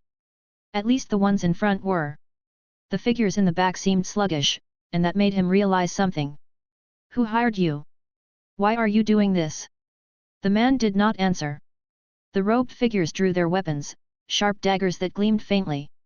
The torches along the walls began to flicker, as if some unseen force threatened to snuff them out. The men before them seemed to fade into the scenery, becoming indistinct and difficult to read. Then they lunged forward. However, before any dagger could reach a throat, a strange force erupted within the chamber. The explosion of power slammed all the assassins to the ground but for some reason left all the adventurers standing. "What is this?" The master assassin slouched forward while the other 4 were driven flat against the stone. The floor beneath them cracked as if an immense weight pressed them down, like massive boulders crushing their bodies. "Answer the man's question. Who hired you? If you do, you might survive." The voice came from behind the adventuring party. It was Siegfried. Varric released a breath he had not realized he was holding. His new ally had not lied. The robes of the 6 figures at the back fell away, revealing 5 shapes that resembled golems. Siegfried stood among them. "He will not talk even now. That is no different from the other 6. Roland stepped forward, maintaining his gravity magic as it kept the red quill assassins pinned helplessly to the ground. The 4 lesser ones were not that strong, though they were still close to level 200. Their leader, however, was able to resist his magic, making him far superior to them in every way. Earlier, when Roland separated from the group, he had deliberately left himself open to an attack. 3 of the lesser assassins followed him, but he dealt with them quickly. Even so, preventing them from committing suicide proved difficult. Disabling their bodies with gravity magic was not enough, as they were still capable of killing themselves. To make matters worse, they seemed to operate within a ranked structure, and their leader could trigger the melting curse on all of them, just as had happened during the attack on Arthur. "Just give it up, you can't win." Roland's golems moved quickly to block the escape route, with him standing directly before the exit. From the rear, Agni finally rushed in and made sure the path was fully sealed. The other adventurers advanced to disable the assassins, intent on capturing them and getting some answers. "Don't let them kill themselves. We must take them in alive." Harfon spoke while carefully keeping his true identity hidden. The leader likely knew who had made the contract and might even be carrying items that could point to its origin. The other assassins Roland had defeated carried some worthwhile equipment and occult weaponry that he could study later, but nothing that revealed where they came from. Their status screens showed little more than random first names with no surnames. These people were like ghosts, with no identities and no traceable past. Name: 11L255. Classes: T3 Blood Dagger Master L5, T3 Blood Assassin L100, T2 Blood Rogue L50, T2 Spirit Rogue L50, T1 Scout L25, T1 Thief L25. All of them shared similar classes, but only this man, 11, possessed the Blood Assassin class and also the Blood Dagger Master. The man's name itself was strange, leading Roland to wonder if there were 10 individuals ranked above him or if the number reflected a shared origin. They might have been raised as child soldiers from birth, while the others had been recruited later and still carried the names given to them by their parents. Wait, this is different than before. As he prepared to apprehend at least their leader, something unexpected happened. An occult spell activated, mixed with something else entirely. It was not the same spell that would turn the others into sludge. This one was far more powerful, capable of causing massive destruction. Be careful, their bodies are going to explode. Everyone, get back! Harfon reacted instantly to Roland's shout and began casting a shield. The assassins he had been disabling with gravity magic started to swell as their leader activated a strange glyph on his palm. It shone red and was clearly a form of dark magic. Roland wanted to capture the man, but instead, he chose to protect the people around him. Hermes cowered in fear with the other non-combatants as a massive explosion rocked the chamber. The walls cracked and shuddered as not only an explosion occurred, but a strange purplish mist shot out in all directions. Once it filled the chamber, everything within its reach began to slowly melt. Stay within the barrier, everyone! Harfon shouted as he and Roland created a dual-layered protective barrier around the draconic statue at the center of the room and the people gathered there. While confusion spread among the others, Roland focused on the spot where the man called 11 had been standing. He was gone. He had not killed himself, yet all his men were dead. Agni managed to reach the barrier safely, and everyone remained unharmed, but many questions lingered unanswered. Who was the man who escaped? His face had never been revealed, and he had likely fled to hide somewhere within the third ring. It was another problem Roland would have to confront. He was not even certain that the gnome had been the only target, or whether Harfon could survive long with that man hiding among the other adventurers. Fortunately, Roland had recorded his status and mana pattern. That would make tracking him far easier and might even reveal whom he had contacted within the stronghold. Is everyone all right? Varric asked as the barriers shimmered and faded. The mist had settled into a pool of sludge around them, but everyone had managed to survive. I think everyone is fine, but that man has escaped into the third ring. Harfon commented, his expression tight with anger. The gnome seemed certain that the assassin was after him, and Roland had no reason to doubt it. Most of the people present did not appear particularly important or powerful. He had already scanned them, noting that their levels and classes were average for platinum-grade adventurers. They had most likely come to the deeper dungeon level simply to train and gain experience, nothing more. Are you sure there aren't any hidden passages along that path? Roland was not convinced that the tunnel ahead led in only one direction. He had often discovered hidden passages and secrets while wandering through places like this. An old assassination group such as the Red Quills might have known of paths that were no longer common knowledge. There are no hidden passages. That path was charted a long time ago.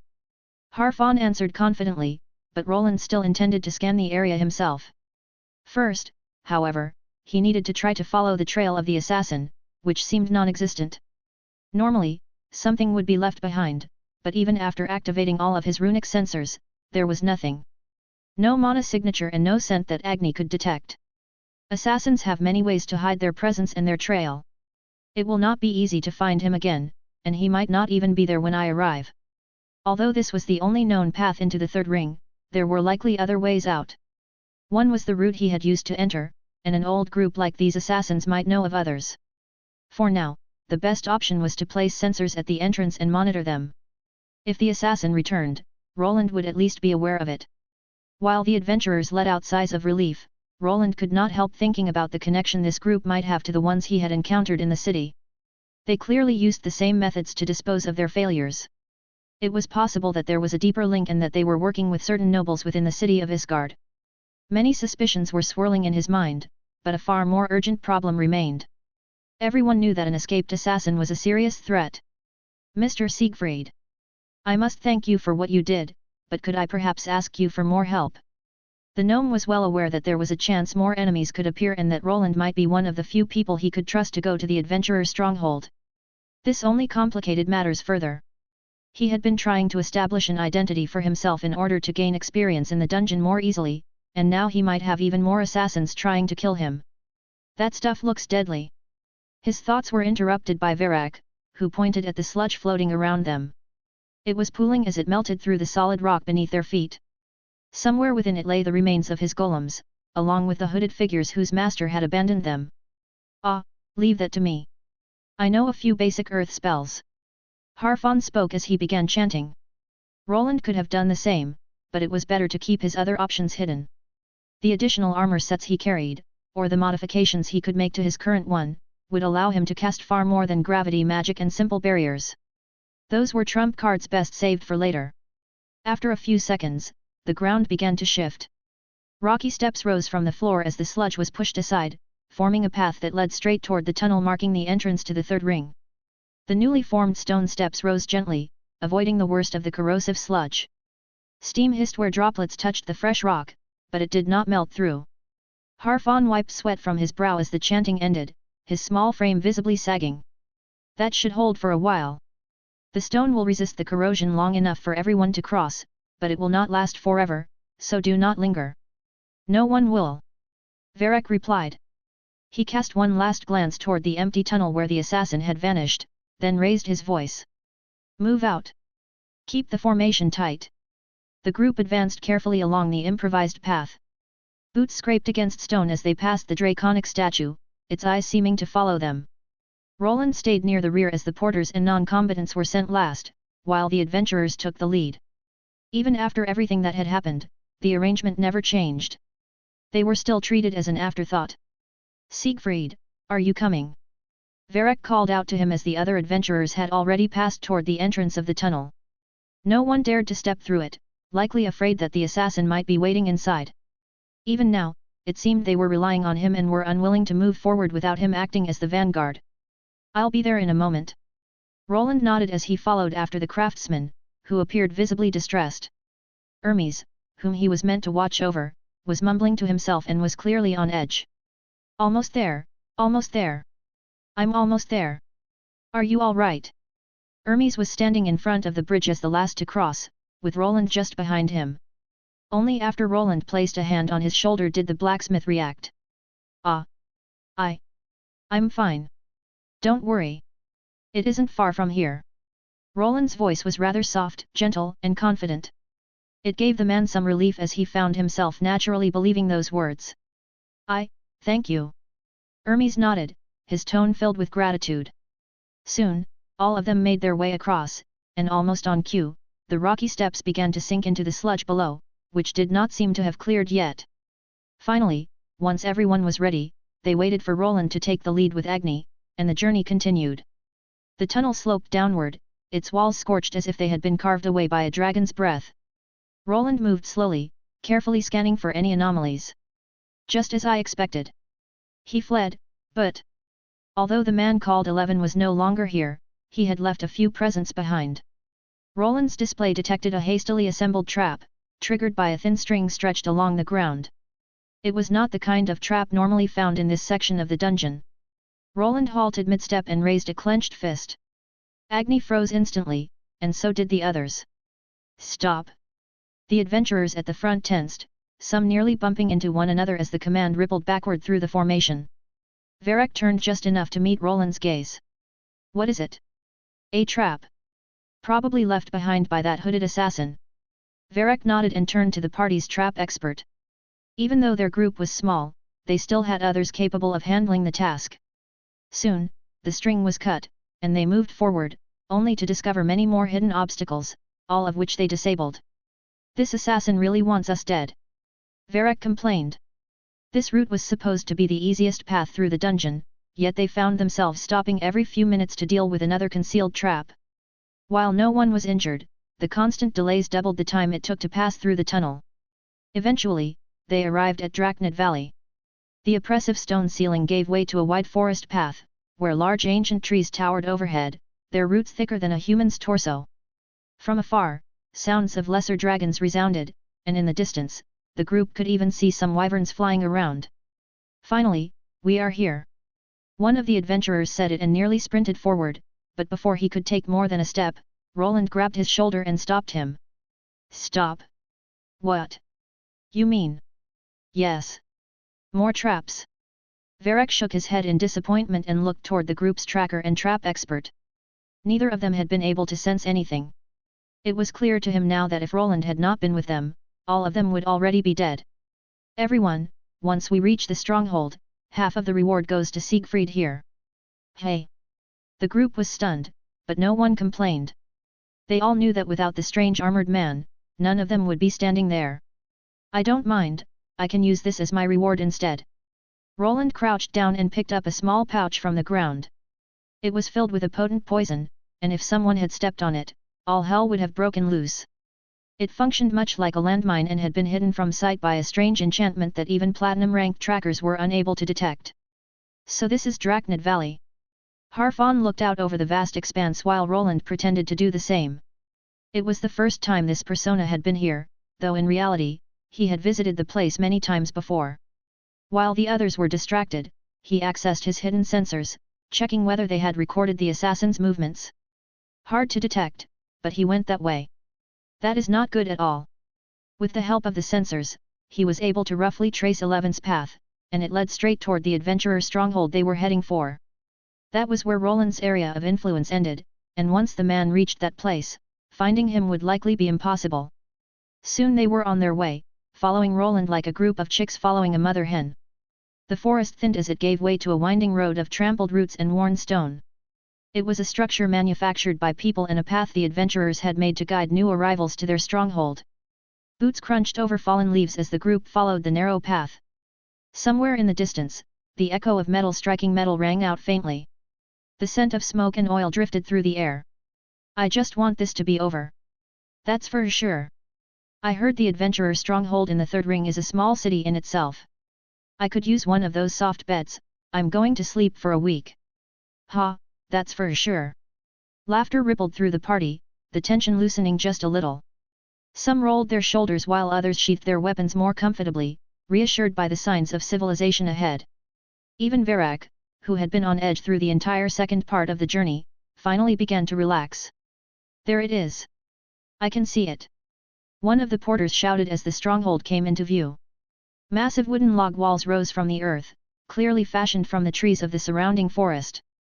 Each log was as thick as a man, reinforced with iron bands and carved with old runic marks meant to deter monsters. The walls towered above the treetops, casting long shadows across the path. Watchtowers stood at regular intervals, their platforms lined with armed sentries. Banners snapped in the faint breeze, displaying the Adventurer Guild crest. It was a sign that nobles did not rule here. Adventurers were the true power. Beyond the gates, the noise of thousands of people echoed outward. Made it in one piece at least. Roland studied the small adventurer city from afar for a while. It housed more than 1,000 people, but most of them were not Tier 3 adventurers. Many were craftsmen, lower-level porters, or ordinary folk. Some had even been born here, as the settlement functioned like a regular town. Only around 200 to 300 Tier 3 adventurers lived in the city, with their numbers rising and falling depending on the time of year. Most stayed for only a few months before returning to Isgard, though some remained for years. Nevertheless, a force of 200 to 300 Tier 3 class holders was one to be reckoned with. Not many cities could contend with such power, and not even Roland would be able to face all of them. Many among their ranks were not merely platinum but mithril, individuals above level 250, with perhaps a few nearing orichalcum rank, which lay within Tier 4 territory. The road widened as they approached the stronghold, packed dirt giving way to heavy, rocky pavement that had been flattened by something long ago. Before them stood a massive gate. On either side rose a watchtower, and from within them two figures stepped into view, bows already drawn and aimed at the group. Hold it! Their apparel was not what regular guards would wear. They were adventurers, clearly ones fulfilling a mission. Both were Tier 3 class holders, and a single shot from their bows could kill even a lesser dragon. What was it again? After a brief pause, one of the archers asked the other for help. It was "State your business." They wrote it on the mission slip. At least remember that. Bah, I'm only doing this because there was nothing better to do. Some of the adventurers looked confused, but Roland had half expected this. The so-called adventurer stronghold was run by adventurers, and people like this preferred to operate through the guild by taking on missions. Even guard duty was treated as one, making the entire place a haven for part-time contractors. State your business. The first archer repeated, this time with more confidence, though his grip on the bowstring remained tight. Varric stepped forward, hands spread to show he carried no hostile intent. Platinum-ranked group from the main city guild, we came to stay within the stronghold. I have the papers right here. Varric pulled out a scroll and unrolled it before the two men. Even though the archers were positioned quite high, their enhanced eyesight allowed them to read even the small letters and smudges on the paper. It looks genuine. Just let them through. Roland stayed a few paces behind Varric, quietly observing the gates and the two archers. They seemed strangely relaxed, almost lax in their posture. Excuse me.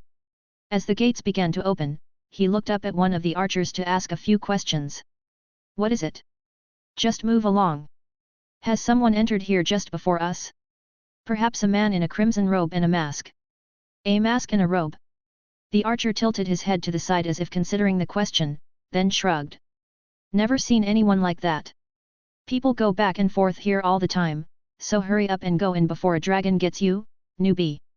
The two archers burst out laughing, as if Roland had said something particularly amusing. Varric and Harfon did not comment, and soon the group moved inside. Hermes appeared quite nervous, his eyes darting around constantly. Roland was not sure what he was looking for, but since he was only a craftsman who had been left for dead by adventurers living here, it was possible that he was getting cold feet. Let's go in, shall we? Oh, and Siegfried, could you accompany me for a while longer? It was Harfon who called out as they passed through the now open gate. The gnome was an inspector who had likely come to check whether any fraud was being committed by the adventurers inside. Since he had already been the target of an assassination attempt, it was likely that he could be targeted again. Sure. That is reassuring. I am glad that I could make the acquaintance of a man like you as well. Now that we have some time, could you tell me about those golems that were helping you? Are you perhaps also a mage? The gnome seemed quite pleased to receive help, but then he started asking questions that Roland would rather leave unanswered. Let's say I picked up a few magical items during my travels. Ah, of course, that does make sense. I will not pry further. He responded, and the two started walking. Part of his plan had been completed, but more troublesome matters now awaited. Roland did not know anyone inside, yet his plan to infiltrate the third ring as a proper adventurer had been successful. At first, he had only intended to check in, make sure Hermes was safe, and then leave. However, now that the group known as the Red Quills had revealed themselves, he needed to investigate further. He could not allow people connected to assassins to roam freely. Woof. I know. We might have to stay here a bit longer than I expected, but do not worry. We packed enough food for both of us. Worf. Agni wagged his tail as the two of them entered the stronghold. The gates closed slowly behind them, and while one part of their journey had ended, another had just begun. Roland arrived inside of the adventurer's stronghold. While he had observed it through the eyes of his golemic creations, it wasn't the same as looking at everything with his own two eyes. Looks rough around the edges. That was the first thought that came to mind as the gates closed behind them with a heavy thud. The inside of the stronghold felt less like a city and more like a fortress that had grown into a town through sheer necessity. Buildings pressed close together, constructed from thick timber, rough stone, and salvaged monster parts.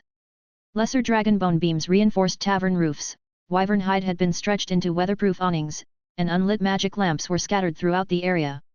The streets were wide enough for wagons, and the grooves worn into the stone suggested they had been there for a long time. Every part of the place bore the mark of adventurers. What had once likely been bare dirt was now paved with stone slabs meant to prevent the dungeon from reclaiming the ground. That also explained why all of the buildings were slightly elevated and set on stone foundations. Adventurers in battered armor argued loudly over contracts. Porters strained beneath crates of monster materials. Blacksmith forges roared openly beside the road, their heat washing over passers-by as sparks danced in the air.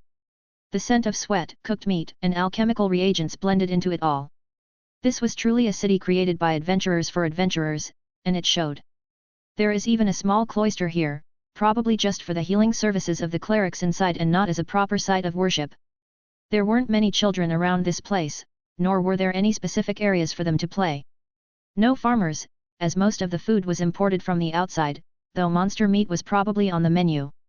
There was no mill or any bakeries that he could see, something most towns needed to exist. Instead, everything was brought in through storage items like the ones their porters had brought along. Even Varek had brought some tradables with himself despite the mission being mostly about adventurers trying to get here. There was no noble district, no plaza with statues, just a general marketplace and guild facilities to trade. Power here was measured in levels, scars, and reputation. Anyone weak learned quickly to keep their head down. Banners of the Adventurer Guild hung from tall poles near the center of the stronghold, marking the heart of the settlement. The main guild building rose above the others, standing 3 stories high while most buildings ended at 2. It was not much different from the adventurer guilds in other cities, and the craftsmanship looked solid. This was the central building of the stronghold, and it also housed its leader, the third-layer guild master. While he was recorded as an active adventurer, he had not left the stronghold even once since Roland began monitoring the area. He was said to be the most powerful adventurer around, though Roland had not yet had the chance to confirm that. Even though nobles were not an issue here, that did not mean a leader treated like one did not exist. In the stronghold, there was not just a single figure of authority, but several factions involved. First was the aforementioned guild master, though he was far from the only one. Next came the leader of the Craftsman Guild, a master craftsman for whom Hermes worked. As the one responsible for providing most of the Tier 3 equipment and handling repairs, he was seen as an equal to the guild master in a city centered on adventurers. After that came the various merchants who sold necessities such as potions, rations, and even alcohol. Alchemists were also important, but due to the constant imports from outside, their role was less critical. Clerics could provide healing, and in this environment, having enchanted weapons or armor repaired was often more essential. That's a lot of inns and taverns. As the group passed through the area, Roland noticed a staggering number of nearly identical buildings. Even though it was the middle of the day, people were already outside drinking and enjoying themselves. There were no permanent homes here. Everyone lived in temporary lodging, as life in this place was fleeting.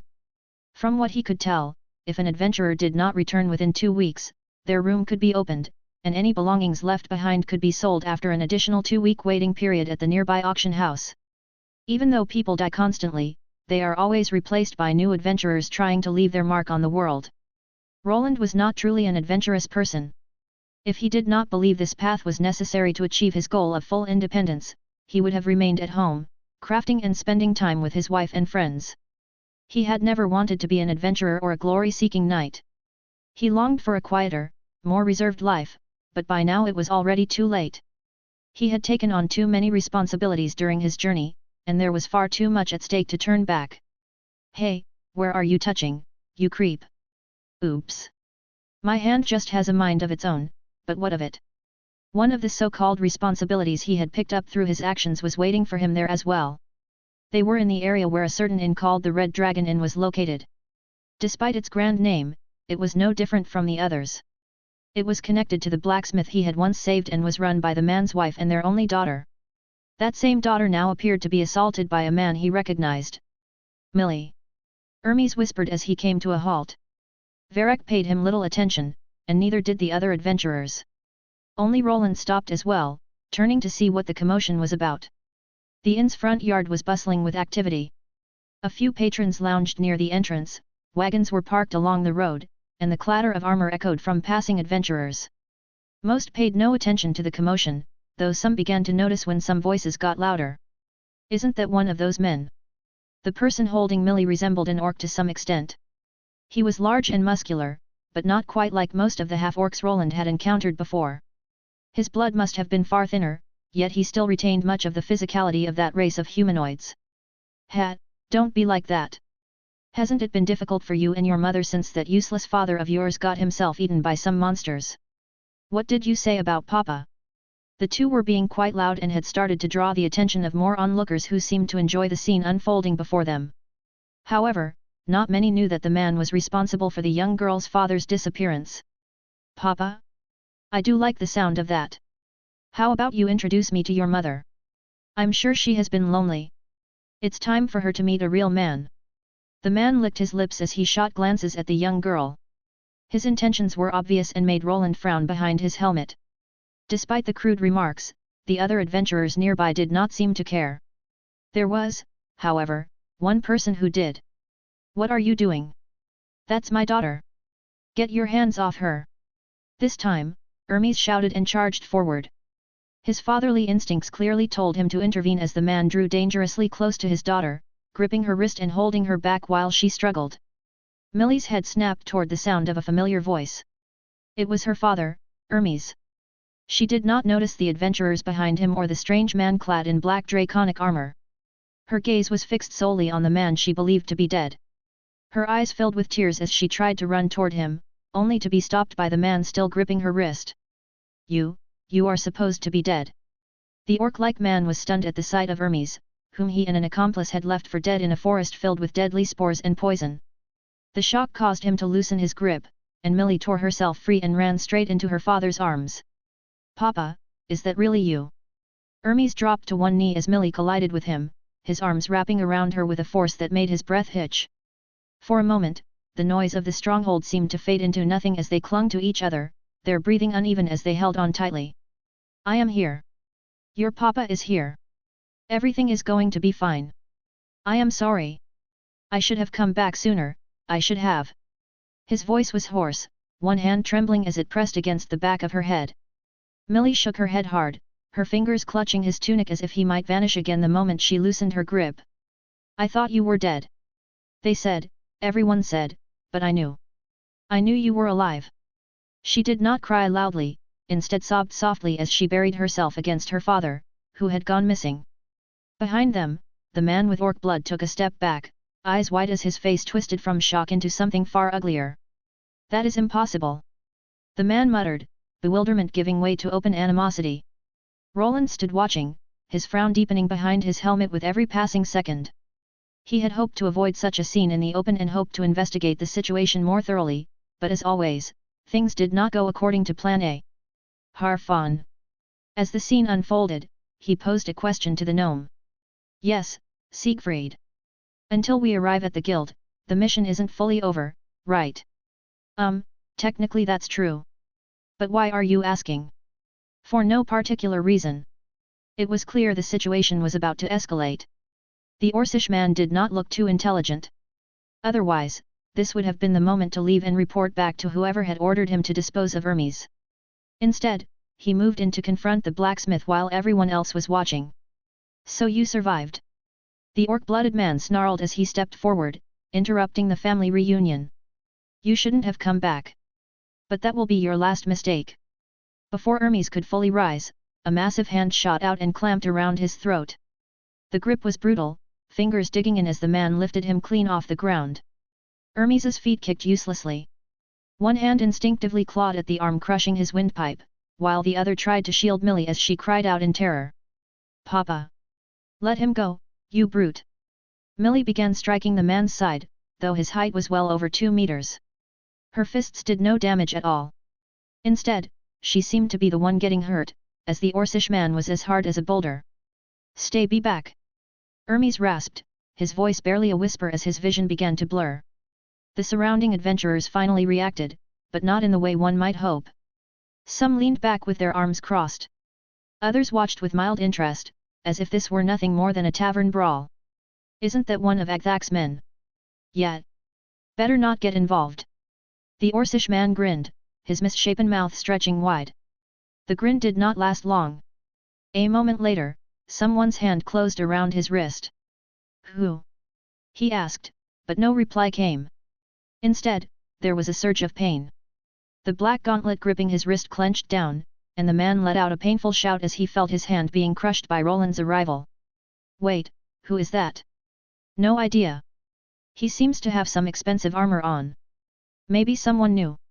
Roland was instantly drawing attention from everyone around him. Although he had put his robe back on to hide most of his gear, his gauntlet and armored head were hard to conceal with so many eyes on him. He had not planned on standing out, but this might have been an opportunity in itself. Displaying one's might was not always a bad thing. If he presented himself as a dominant figure, other adventurers would likely leave him alone. In this case, though, it was more about his disgust toward the individual in front of him. The way the man looked at and behaved around the teenage girl was revolting, and not something Roland could simply ignore. His grip tightened, and finally his opponent released the blacksmith, letting him drop to the ground. Hermes landed on his backside, coughing as he clutched his neck and struggled to breathe. His daughter rushed in to pull him away, her eyes flicking toward the newcomer who had stepped in to help them for some reason. Gah! The Orcish man snapped his hand back and retreated several steps as Roland moved to place himself between father and daughter. Who are you? Do you know what you just did? Do you know who you are messing with? The large man immediately began threatening Roland, but he showed no fear. He knew well enough that this person held no real power and was nothing more than a disposable pawn. A fool, it seems. Roland responded, and his words made some of the other adventurers laugh. Leave now if you do not wish to be hurt. Hurt? Me? It was clear the man was ruled by negative emotions as his eyes turned red. Some kind of enhancement skill activated, and he charged forward with his fists swinging wildly.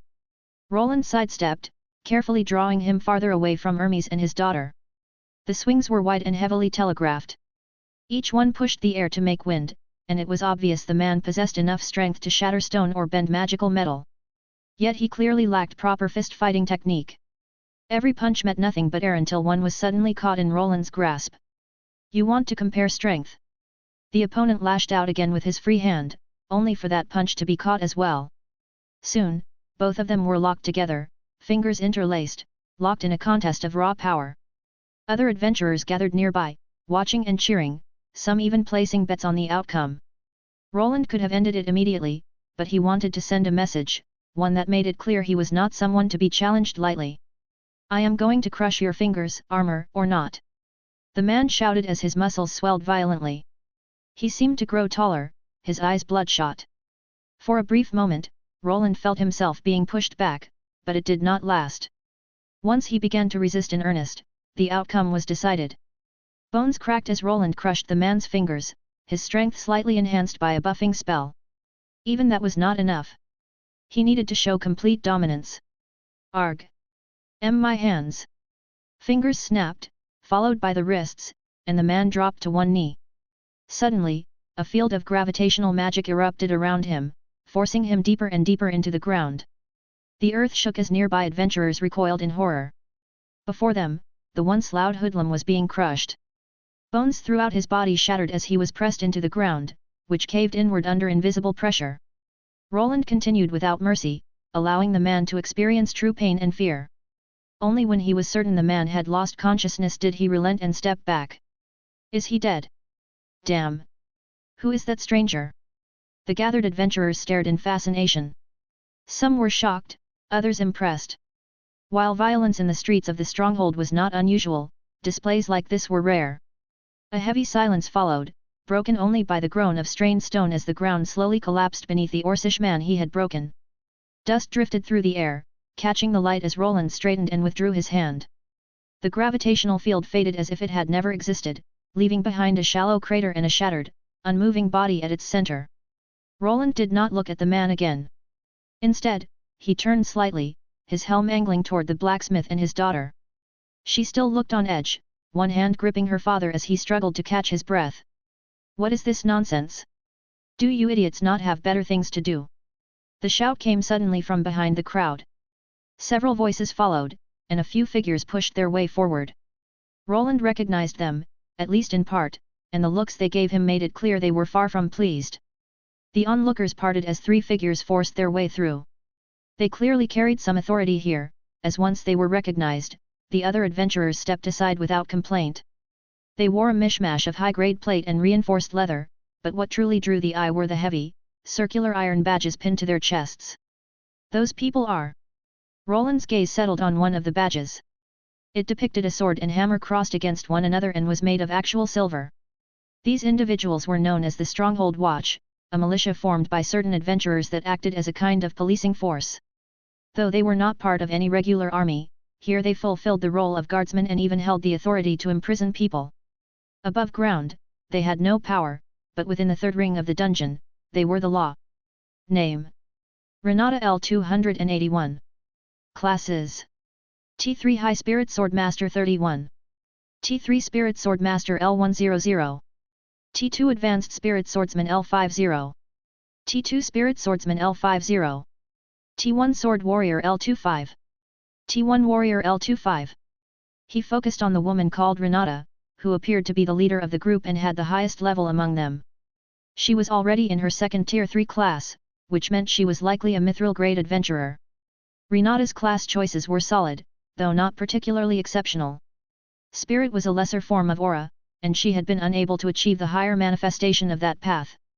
Nevertheless, she still possessed 2 Tier 3 classes, an accomplishment achieved by very few. Her main weapon appeared to be a great sword strapped to her back, and she wore a half-plate suit of armor made of enchanted mithril. Her frame was on the larger side but still within human limits. Compared to the barbarian woman in Harfon's spatial storage, she was slightly shorter and lacked some of that muscularity. Her hair was red and tied in a ponytail, and her skin tone was on the tan side. The lead adventurer surveyed the scene. Her eyes lingered on the cratered earth and the twisted, unconscious form of the quarter-orc man. "Move along. The show's over," she shouted, her voice carrying practiced authority. It was clear she was used to scenes like this. "Unless any of you want to spend the night in the hole, get back to your drinks and your contracts." The crowd, sensing the shift in the air, began to disperse with grumbled complaints. The Stronghold Watch was a rough-and-tumble militia, but they were the only thing resembling law in this lawless place, and they were notoriously short-tempered. Roland had been surveying the area with the help of his drones and knew that if he tried to fight any of them, they would quickly swarm him. However, while they were powerful as a group, they did not usually go out of their way to arrest people. Most of the time, when a fight broke out, they took in the one who lost and merely reprimanded the other party. Roland had not started the confrontation, but that did not mean he would escape consequences. "You two, get him to the cloister," the woman ordered her companions, gesturing to the broken man. "The clerics should be able to patch him up, and do not forget to charge him for the bill. Sell his gear if you do not have enough coins." Roland did not say anything as he stepped back from the scene of the crime. Millie and Hermes were not talking. Both of them knew the Tier 3 class holders would ignore their input, and complaining would only make things worse. "You there? I have not seen you around these parts. Are you new?" As the two men hauled the mangled hoodlum toward the stone spires of the nearby cloister, the woman turned her attention to Roland's group. Her hand did not move toward her sword, but her stance was coiled and ready. "And you? Aren't you one of Hassem's men? Didn't you go missing?" To Roland's surprise, the watch leader seemed to recognize Hermes. The name Hassem was also familiar to him. Hassem was the master runesmith who lived here, the leader of the craftsmen in the stronghold, with other master enchantsmiths working under him. Hermes flinched when the watch leader noticed him, his shoulders tensing as if an old wound had been pressed. Millie clutched his sleeve even tighter, peeking out from behind him with red, wary eyes. I did go missing," Hermes said hoarsely. "But I managed to come back, so everything is fine." Renata raised an eyebrow and finally gave him a more thorough look.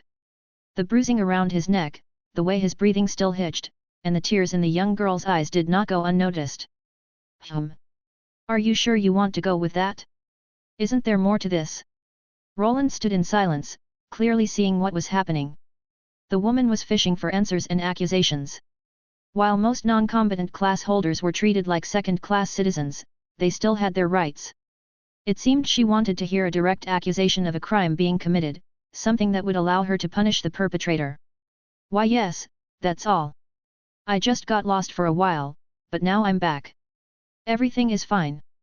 For a moment, it seemed as though Hermes might tell her the truth, but the words that came out were anything but. It was clear that the blacksmith did not trust the woman or believed that if he spoke, he would be silenced instantly. Roland had managed to scan the area, but the stronghold was still a mystery.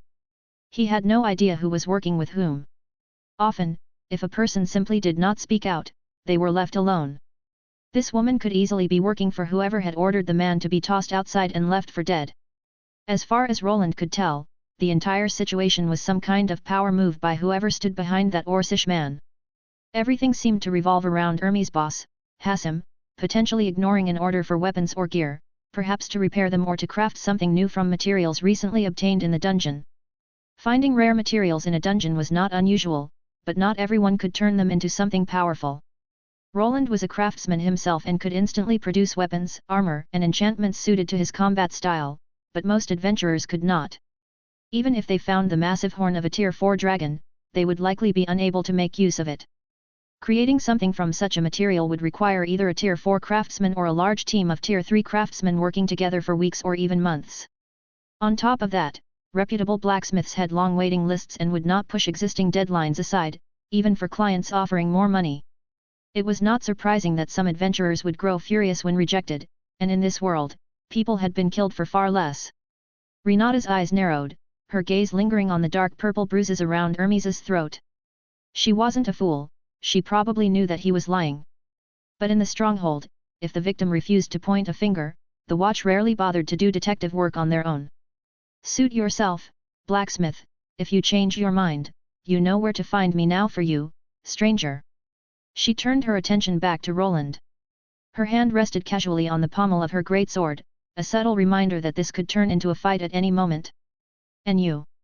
You've got a heavy hand for a newcomer. Breaking bones is one thing, but using magic to crater the street? That's property damage. This isn't a battlefield, leave some of that for once you're outside, got it? I understand. I will try to restrain myself from now on. Good. Just as he thought, the adventurers here did not care much for peaceful resolutions. He also was not the one who started the fight, which put him in a better position, and for the time being, he was off the hook.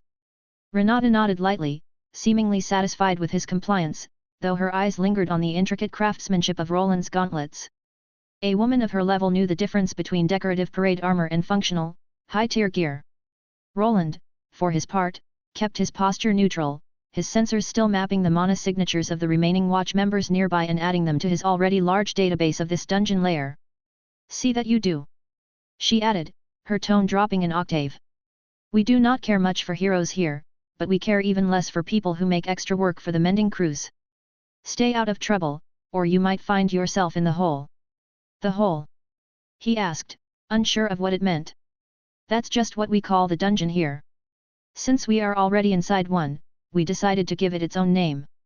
By dungeon, I mean the holding cell, not the, well, you know what I mean. She shrugged while Roland just nodded at the response. Well then, stranger, stay out of trouble.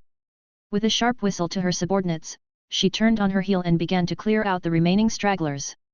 The tension in the area started to fade, and Hermes could finally let out a long breath of relief. His knees buckled slightly under the stress, but his daughter was there to catch him. Let's go inside. Mom has been worried sick. To Roland, it seemed the girl was unwilling to let go of her father, as if he might vanish the moment she did. After a moment, Roland turned his attention to her, bringing up her status screen and noticed something unusual. She was the daughter of a Tier 2 armorsmith and an inn worker, but her class was far more distinctive. Name: Millie L4.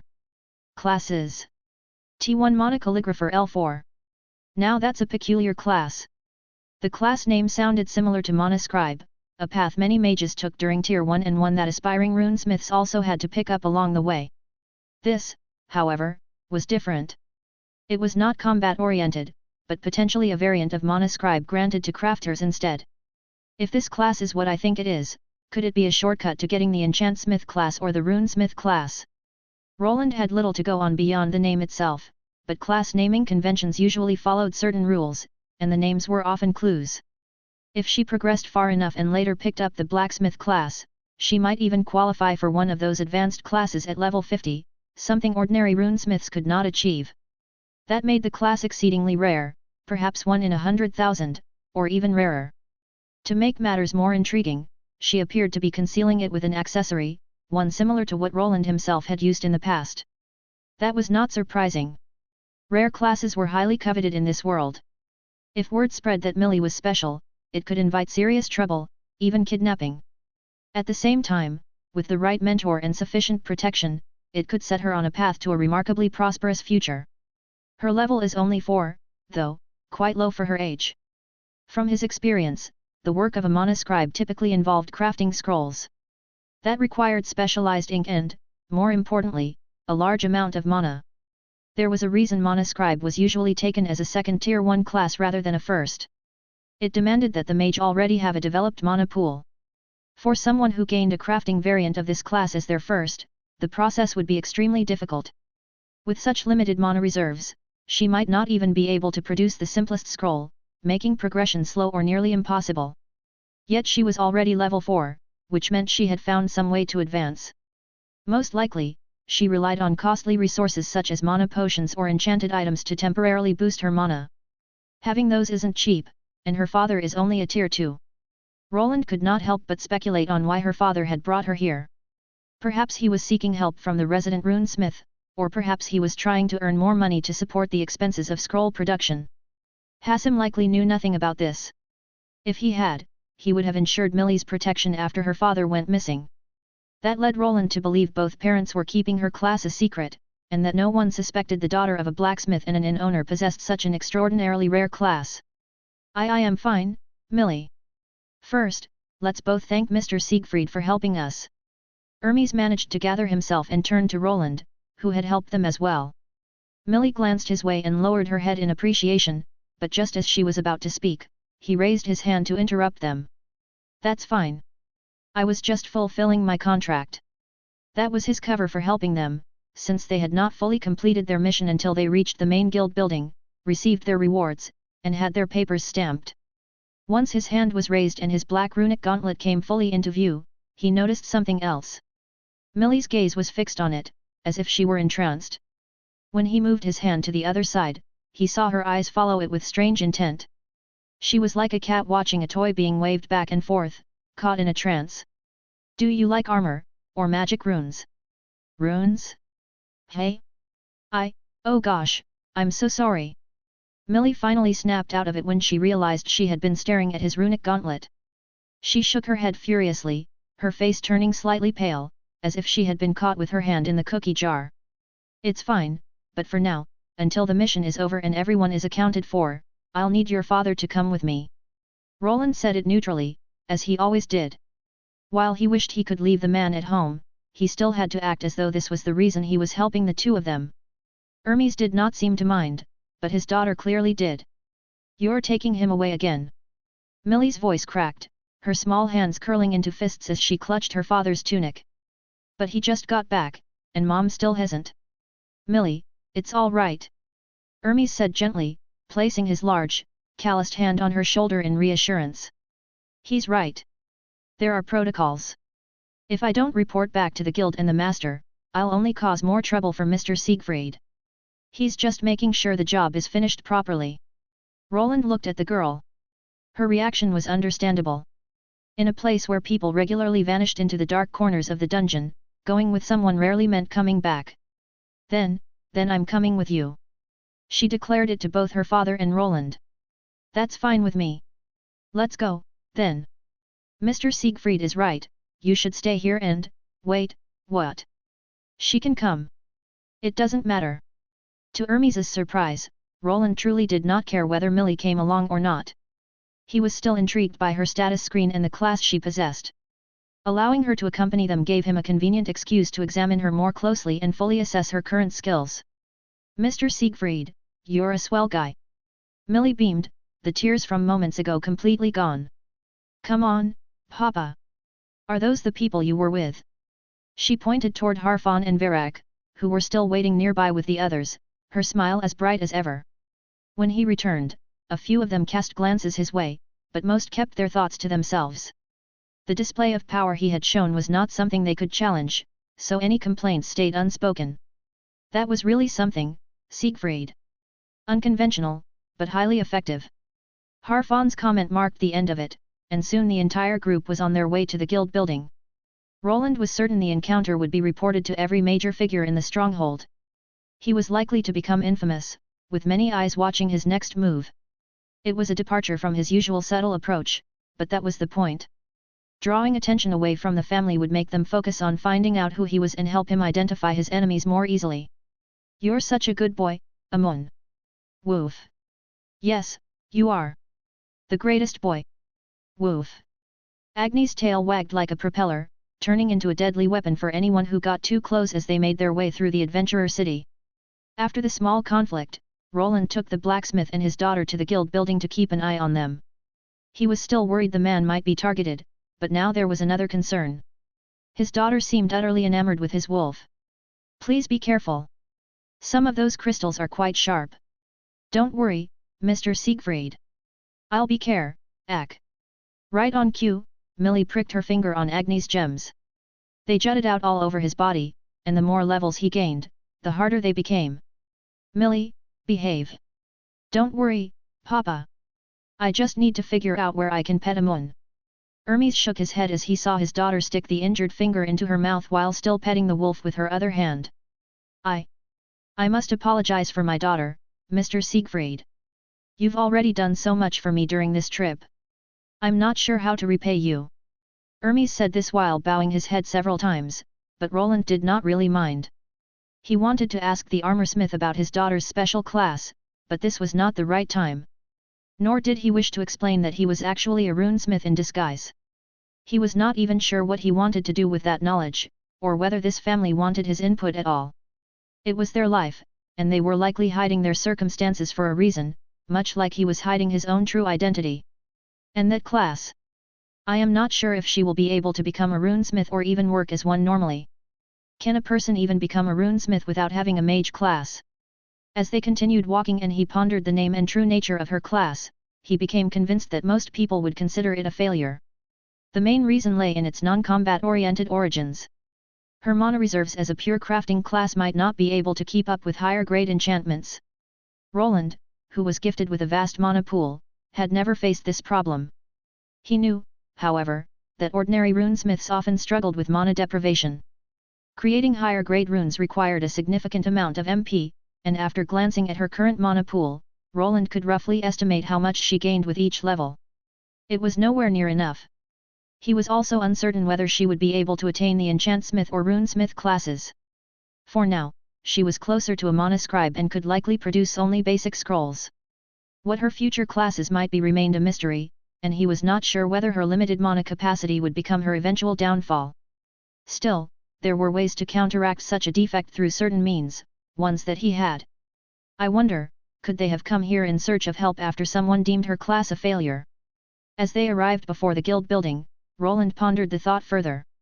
It was possible that Millie's parents had not given up on her when others had. Inside the dungeon, they could earn far more money than above ground. The main reason regular people came to a place like this was simple. Money. Here, they could earn 10 times what they normally would in the upper parts of the kingdom. His gaze shifted away from Agni and the one petting him and moved toward the large guild building. The Adventurer Guild dominated the street, standing like a fortress. 3 stories high, it was built not only of wood but reinforced with stone. Runes were carved throughout its walls, forming a massive barrier meant to protect those inside.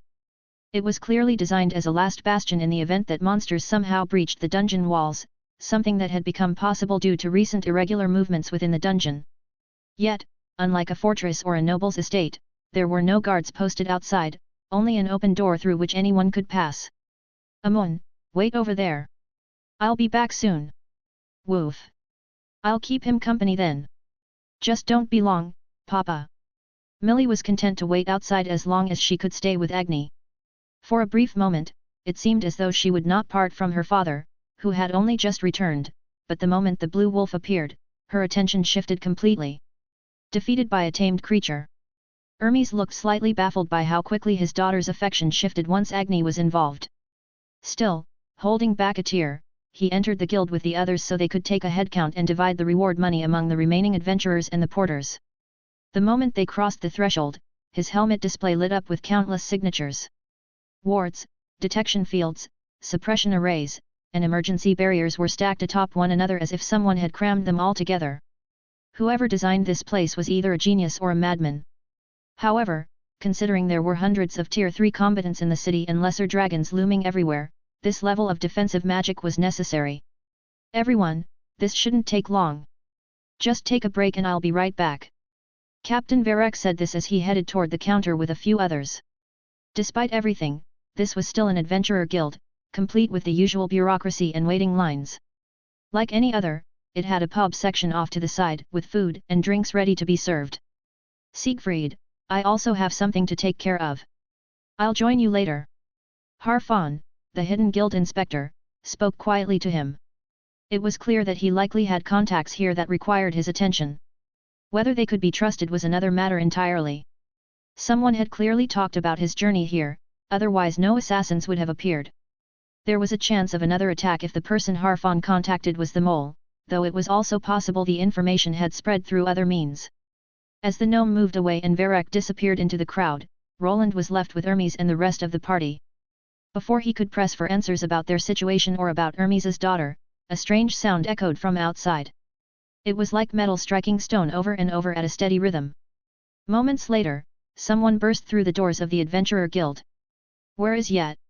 Roland turned toward the voice and instantly knew the man had to be connected to Hermes.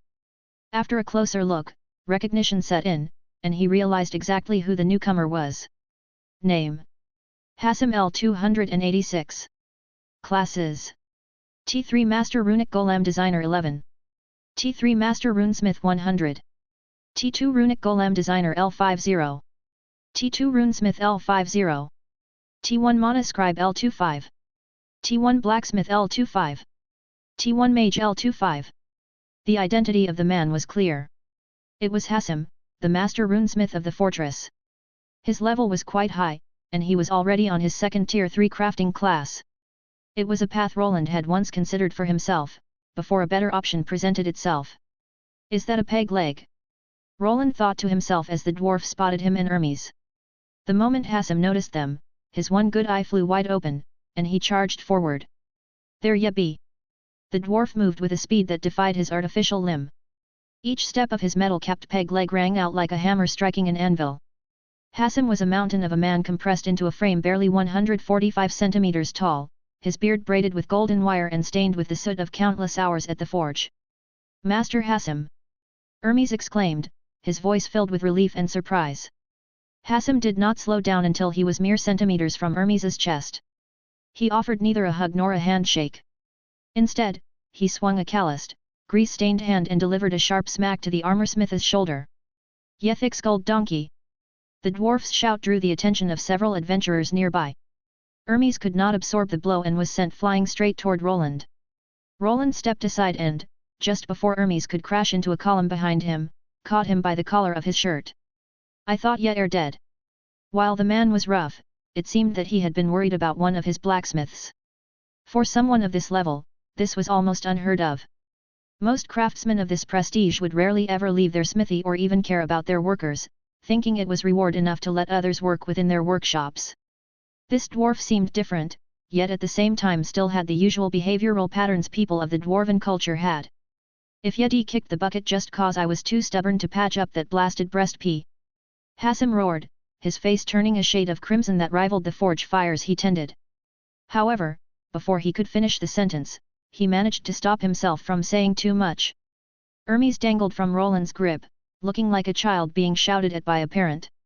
"Master, please. I can explain." Roland was aware of what had truly happened back then, and the dwarf knew it as well. It was a tactic used by adventurers dissatisfied with a runesmith's services. However, mentioning it inside the Adventurers Guild was likely a bad idea, especially when the main perpetrator might already be present. "Hassim, my good friend, what brings you here?" Not far away, another figure emerged. He was a man as large as a mountain, belonging to the Goliath race. At first glance, he reminded Roland of Ordhan. The main difference was that this man had long, raven-colored locks instead of a bald head. He also wore a matching beard, though unlike his hair, it was streaked with salt and pepper. "Agthak," Hassim mumbled as he looked up at the huge man. This was the guild master present here and, in a way, the lord of the stronghold and the man holding the highest position. Roland could instantly see that the master runesmith disliked the guild master. Name: Agthak L309. Classes: T3 Rage Master 59. T3 Aurum Master Brute Berserker 100. T2 Aura Brute Berserker L50. T2 Spirit Gladiator L50. T1 Brute L25. T1 Warrior L25. With his recent gains, Roland had become more and more proficient at reading people's statuses without them noticing. He still usually reserved it for non-mage classes, as even a small hint of mana being used could give it away. When it came to people with brutish classes, however, there was no real danger for him. "That's an interesting class distribution." Roland had heard of the Rage Master class. It was one of the better pathways a berserker-type class could take. As the name implied, it allowed berserkers to master their rage, letting them maintain their buffs while retaining full sanity. It removed the greatest drawback of that double-edged path, making it an obvious choice for many who walked that route. The tension in the air was thick enough to be cut with a knife. Roland remained a silent observer, his eyes shifting between the towering Goliath and the stocky old dwarf. On paper, Agthak was the pinnacle of physical power in this sector, but Hassim possessed the literal foundation upon which that power was built. Without the runesmith's gear, most of the adventurers could not operate, and the guild master knew that. "Why so silent, my friend? Don't my friend me, ye overgrown slab of granite." The large man did not respond, but his gaze settled on Hermes, the blacksmith who should have been dead. To make matters even more obvious, Roland spotted a familiar face standing behind the guild master. It was the second man involved in Hermes' disappearance. The mono-pattern Roland had saved back then matched him perfectly, and the reaction in the Tier 2 blacksmith's eyes was unmistakable. He instantly averted his gaze when the man looked in their direction. "What seems to be the problem? Why don't we talk over some good ale, and you can tell me about the progress on that equipment I gave you?" "Yet equipment?" Hassim turned to Hermes and grasped his hand, pulling him close. It's delayed, I'm afraid. Expect a wait, and a long one at that." With those words, he yanked Hermes back and stormed out of the guild. Hermes did not resist, or rather, he could not. His master overpowered him and dragged him outside in haste. Roland remained where he was, taking everything in. It was clear that the guild master was far from pleased with what had just transpired. "Did you see that?" "Yeah." Several adventurers began to whisper, and it did not go unnoticed by the brute of a guild master. "What are you all looking at?" Agthak's voice rolled through the hall like thunder. Conversations died mid-breath. Tankards froze halfway to waiting lips, and not even a pin drop could be heard as no one dared to answer. The large man turned his gaze back toward the door Hassim had just gone through, and only then did he notice Roland. For a moment, his eyes lingered, but his interest faded quickly, and he turned away, heading back the way he had come. Only after a few moments had passed and the guild master was gone did the adventurers dare to speak again. It was clear to Roland that Agthak was someone deeply feared here and possibly corrupt. It was a certainty that if Agthak discovered what Roland had been doing in the dungeon, it would not end well. "I should probably sit down and wait for Varek before deciding my next move." With that decided, Roland turned toward the tavern side of the Adventurers Guild and sat down alone. He did not order anything. Instead, he took out a few homemade sandwiches his wife had prepared for him. They were stashed away safely in one of the spatial runes, waiting for such an occasion. Normally, he would have been too paranoid to show his face, but with the mask on he could safely take off his helmet to eat and drink. Within a few moments, he devoured several of the homemade sandwiches Elydia had made for him, and to finish it off, he drank some iced tea that he had stashed away. Luckily, there were too many adventurers around to notice him not buying anything. He waited, and after around 20 minutes he heard a distinct sound hit the table.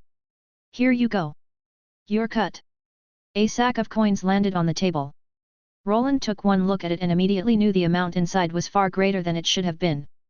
The mission had been to reach the third layer and protect people until they reached the end. He had done exactly that, but half of their group never arrived, and several had died along the way. "Looks a bit heavy." "I know. Just take it before I change my mind." "You've earned it." "Fine then. I won't refuse coin." Roland did not bother arguing.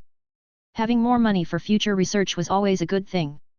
It seemed that because some adventurers were missing their rewards for acting as guards had been redistributed to others like him. Everyone in the group knew his contribution had been the greatest. "I guess this is goodbye for now, Siegfried, but if you wish to complete any other missions, don't be a stranger. I could use a man of your caliber on my team." "Are you going to hunt some lesser dragons?" Varek nodded. "Yes, that's the plan, but first the others and I need to rest." "So how about it? Maybe in 2 or 3 days we could meet back here to discuss a few things." "I'll have to decline for now. I prefer working alone." "Are you sure?" Varek sounded disappointed but did not push the subject. "Well, if you change your mind, I'll be staying in the Black Dragon Inn, room number 12. Roland nodded, and after some small talk he bade Captain Varek farewell. At first, he had not been sure what to make of Varek, but he turned out to be a good leader. While Roland did not see himself going on adventures with him, he could imagine the man getting employed by the city of Albrook for various tasks in the future. That kind of wraps things up here for now. Though his thoughts drifted to potential headaches in the future. While he had officially joined the third layer of the dungeon as an adventurer, several paths had opened up before him. One involved Millie and her special class. Another was Agthak, the guildmaster, and his possible future plans, which could involve another attack on Hermes. Then there was Hassim, a runesmith of considerable knowledge who might help Roland learn new techniques in crafting and golem production. New possibilities emerged as well as new dangers, which he would probably have to tackle soon. My apologies for making you wait, Siegfried. Harfon finally arrived after taking his time within the guild. Roland remained seated at the table, contemplating his next move. His previous plan had ended here. He was supposed to leave, use his new identity, and move more freely through the dungeon while occasionally keeping an eye on the blacksmith. His hope had been that the master runesmith would protect him, and that protection during the journey would be enough. However, things did not always turn out as planned. Assassins had appeared, potentially linked to Arthur and the Valyrian household. The situation had grown more complicated, as Roland now wished to learn more about them. Doing so might lead him to whoever was responsible for the past attempt on Arthur's life. There were many possible culprits, but from his perspective, the most likely remained one of Arthur's brothers. Still, it was also possible that one of their mothers was involved or some other third party. It's fine. Regretfully, some of my associates are indisposed, having gone on various missions, so it might take me a while. The gnome sounded disappointed. He was here on a mission from the guild. Roland was not sure what it was or whether Harfon was telling the truth, but for the time being he was willing to believe him. Helping him could prove beneficial in the future, as having a guild inspector on his side would not hurt. Still, Roland was a busy man. He did not want to act as the gnome's guard for long, having already spent too much time on this particular side mission. Harfon pulled out a chair and climbed onto it with practiced ease, his boots dangling slightly above the floor. He folded his hands together and looked up at Roland, his expression grim and serious. "I'll be frank," the gnome said quietly. "The assassins we encountered were probably not a coincidence, and the call may have come from this very stronghold." Roland's eyes narrowed behind his helmet. "May have. Yes. I do not like speaking in certainties unless I am absolutely sure of what I am dealing with. There is a trail of crumbs, but I cannot prove anything just yet. This investigation will take far longer than I expected." Harfon rubbed his beard before looking back at Roland. "Thus, I would wish to officially hire." Before he could continue his pitch, Roland raised a hand to interrupt him. "Sorry, but I am planning on working alone from now on." "Are you sure, Siegfried? The pay will be rather generous. I am certain we can work something out. It is not about the money. I simply do not want to be involved in these matters anymore." It was a half-truth. In reality, Roland did not wish to be tied to the stronghold. If he became Harfon's bodyguard, he would have to stay close at all times and would not be able to leave whenever he pleased. He did not fear the assassins overly much and had already outfitted the area around the stronghold with various sensors. He doubted anyone could sneak up on him, let alone locate his hidden shelter and teleportation gate. "Is that so? Are you only here to hunt a few lesser dragons?" "Something like that. Always a man of many mysteries." The gnome chuckled at Roland's vague response. "Very well." Harfon let out a quiet sigh and leaned back in his chair, his sharp eyes never quite leaving Roland. "I won't force the issue. You don't strike me as a man who responds well to pressure, but if you find the time. If I happen to be around, then sure." Roland relented a little, giving the gnome permission to call on his help if he happened to be nearby. Even without Harfon knowing, he was planning to track his movements in the dungeon, at least if he went outside the stronghold. Within it, placing sensors was ill-advised until Roland determined the mage's competency level.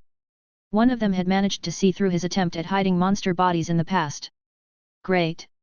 The gnome cheered at the news, but the time to part was finally upon them.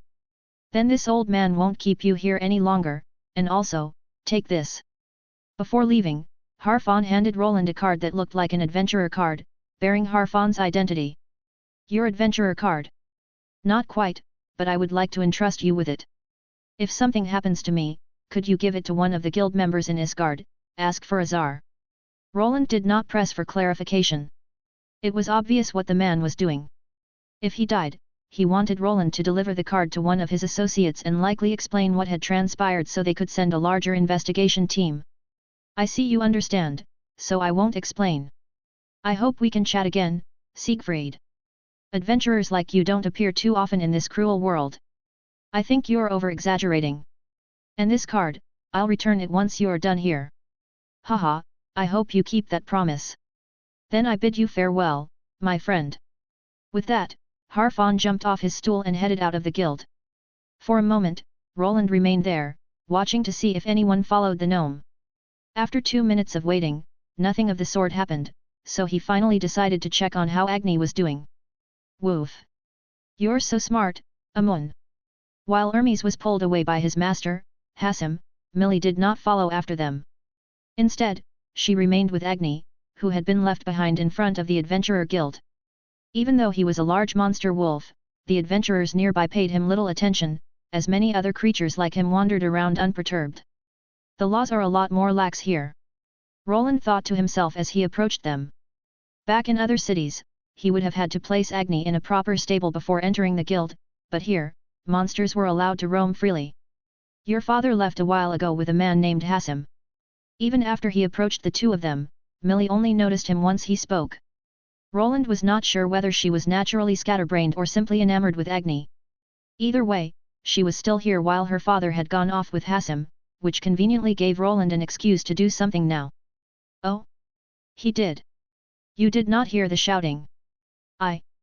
Millie finally realized what she had been doing, and a blush spread across her face. She looked away from Roland, her gaze shifting awkwardly to the side. She is around the same age as Lucien.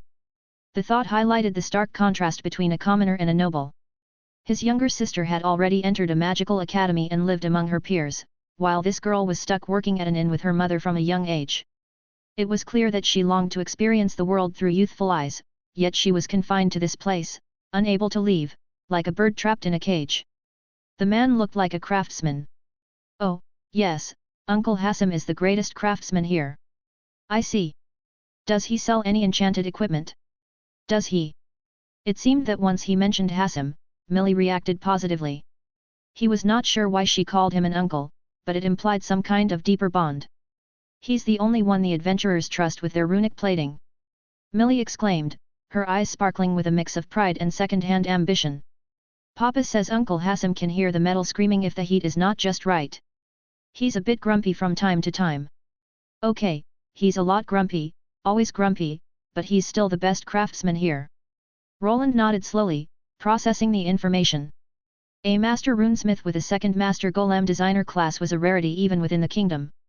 Finding one tucked away in a frontier dungeon stronghold suggested either a deep love for rare materials or, perhaps, a desire to work somewhere oversight was thin. If he is that skilled, perhaps I should pay his workshop a visit. Roland murmured to himself, making sure the girl heard him. You should. But... Millie's excitement dimmed slightly, her hands lowering as she became less animated. He doesn't like strangers much, especially adventurers lately. He says they treat swords like toothpicks and armor like old rags. You seem to know him well. Ah, yes, he helped me with my... She stopped herself just in time and laughed sheepishly, as if she had already said too much. I see. I'm new here. Could you show me where I can find the best enchanted weapons, then? Roland did not feel particularly good about prying this child for more information, but her class still intrigued him. It was also better if he escorted her to wherever her father had gone. The Orcish man from before could return seeking retribution, blaming Millie and her mother for what had happened, even though he alone was responsible. Millie nodded eagerly, her short hair bouncing. Oh, sure. I wanted to head to Uncle's workshop anyway. I'm sure Papa is getting lectured by him now. She chuckled to herself while looking in the direction of the stronghold's crafting district. Woof. Let's go, Amun. Agni stretched and wiggled his head after Millie had ruffled his fur quite a bit. As they walked through the bustling streets of the stronghold, Roland kept his sensors active. The air quality shifted as they entered the district filled with smithies and workshops. Smoke hung in the air while wind enchantments filtered it, making it more breathable. So this is it. What he saw was interesting. It was not as organized as the shops in Isgard, but the quality was still top-notch. Even though everything seemed mismatched at first, there was meaning to the chaos. Workshops lined the streets in every direction, and smoke poured from nearly every chimney. Adventurers roamed the area, glancing at the goods displayed outside the shops while craftsmen worked openly nearby. Hammers struck blades, shaping them into proper form, while enchantsmiths and runesmiths infused magic into the metal. They did not seem perturbed by onlookers, which was quite different from the secretive practices dwarven craftsmen were known for. Still, these runes are on the simpler side. They probably handle the more complex work behind closed doors. Roland moved along, studying the various runes and enchantments on display, but nothing caught his eye. The craftsmanship was above average, yet that was all. There was nothing here he could learn. However, when they arrived at the main workshop belonging to Hassim, he finally saw something that exceeded his expectations. Those golems looked quite advanced. Runesmiths were a hybrid class of magic users and craftsmen. They were not known as capable fighters, but there was one way they could become a formidable combat force, and that was through the creation of combat golems. Two such constructs stood before the massive entrance of the workshop, which from this angle looked more like a giant metallurgy plant than a simple place of craft. The two were made from an alloy he did not fully recognize. The runes etched into their plating pulsed with a rhythmic amber light, synchronized as if the constructs shared a single heartbeat. Unlike the joint-heavy designs Roland usually encountered, these golems possessed a fluid, almost organic structure. Their limbs were composed of interlocking plates that shifted and slid over one another without making a sound, as if they were a layer of metallic skin. This is quite advanced. I can hardly tell that it has joints at all. Although the golems stood motionless and bore a humanoid shape, they appeared to be a single solid mass of metal rather than armor assembled from multiple components. After studying them more closely, Roland noticed a thinner outer layer covering the inner structure. It concealed the intricate mechanisms within, yet he could not determine how the internal parts were connected without interfering with one another. Mr. Siegfried. Oh! For a moment, he had forgotten that he was there to escort Millie and had completely zoned out. Those golems look peculiar. Those two? Uncle Hassim says they are more powerful than any adventurer living here, but I am not sure about that. I have never seen them used. Millie spoke as she approached the constructs. Their heads were angular, each with a single golem eye hidden behind a narrow visor-like slit. Roland could tell that one of the golems performed some kind of scan. Once it confirmed her identity, its attention shifted back to him. I wonder. As he stepped forward, one of the 3-meter-tall golems raised its massive hand to block his path, clearly indicating that he was not registered among those permitted to approach. Roland briefly considered whether he could hijack the runic operating system controlling the construct, but he dismissed the idea. It was likely that Hassim would notice any interference, and that would only complicate matters further. I'm sorry Mr. Siegfried, but you'll have to go through the main entrance to look at the enchanted items. Millie moved and pointed to another door on the side, one that led to a shop. This was clearly the entrance used by workers and staff connected to Hassim's workshop. While Roland wanted nothing more than to go inside and uncover the man's secrets, he knew he needed to restrain himself for now. I understand. He nodded and took a few steps back before turning to the side. Thank you for showing me around. I hope you and your father stay safe. He finished with a small nod and turned to leave. Roland wanted to know more about the golems, the master who created them, and the girl with the strange starting class, but this was not the right time to pry. He was still a stranger here, and it was better not to push his luck. For now, simply browsing the wares inside the shop would be enough. Amun, stay outside for now. Don't worry, I won't take long. Wharf. Millie looked a little disappointed as she headed inside to see her father. Is Amun? I mean, are you perhaps looking for an inn to stay the night? We have large stables for bigger beasts like him. It was clear that she was far more interested in Agni staying at her parents' inn than in Roland himself, but he did not mind. It gave him a reason to linger, and keeping up appearances as an adventurer was important. We do need a place to stay. The Red Dragon Inn, was it? Yes, that's the one. You won't be disappointed. My mom makes the best dragon stew in the whole stronghold. Millie finished proudly, puffing out her chest. And her bread is the best, too. I'll take your word for it. Roland nodded, then turned and headed into the side building where the shop was located. Millie waved at him, though her eyes lingered on Agni as he wiggled his tail. Soon she slipped back into the main building, and the two went their separate ways. Inside, he saw many other adventurers in a long waiting line leading toward a section of the store where repaired items were being turned in. It was not strange to see. Even back at his own shop, most of his past work had consisted of infusing magic back into old, worn runes or sharpening aging blades and pushing dents out of battered armor. Here, it was much the same. There also did not seem to be much stock on hand. Only a few average-looking sets of armor, blades, and other weapons with the usual enchantments sat in the display cases. Instead, it appeared the smiths relied primarily on custom orders as their main source of work. I suppose it saves money to take specific orders from adventurers rather than letting gear gather dust in the corner of the shop. From a craftsman's standpoint, it made perfect sense. It favored the smiths over the adventurers, though, who were left waiting for their orders to be completed. From what he could tell, that wait could last days or even weeks. Another 3 days. A warrior groaned at the counter, shoving a bag of gold toward the clerk. I can't head back to the glades with my axes in that state. Fix them by tomorrow. The clerk was having none of it, and when the adventurer raised his voice, the clerk did the same. Listen here, tall ears. We gave ya the deadline, and a dwarf's word is as solid as a mountain. It'll be finished in 3 days' time, not sooner, nor a hammer stroke later, so keep your beard on and wait. What did you say? Ya heard me. Don't like it. Take your axes elsewhere. Interesting. Roland listened to the exchange, and it quickly became clear that the craftsman held the upper hand. The adventurer did not argue further.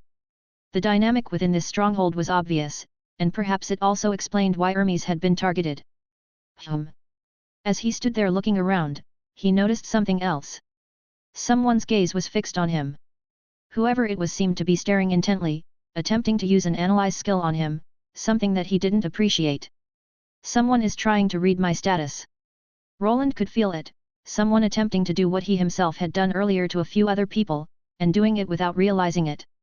However, unlike his own method, which was silent and nearly undetectable, this attempt was anything but subtle. It felt like someone was trying to smash a hole through a wall with a giant metal ram while he stood there watching it happen.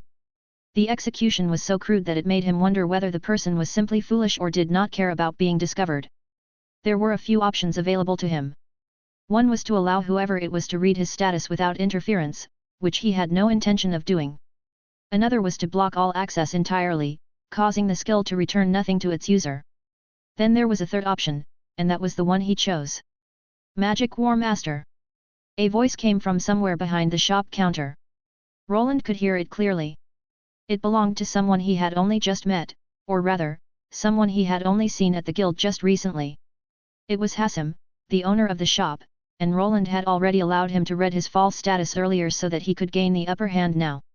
Looking over someone's status without permission is not something to be taken lightly. Show yourself. Roland turned his head toward the spot where Hassim was hiding and raised his voice just enough to draw attention.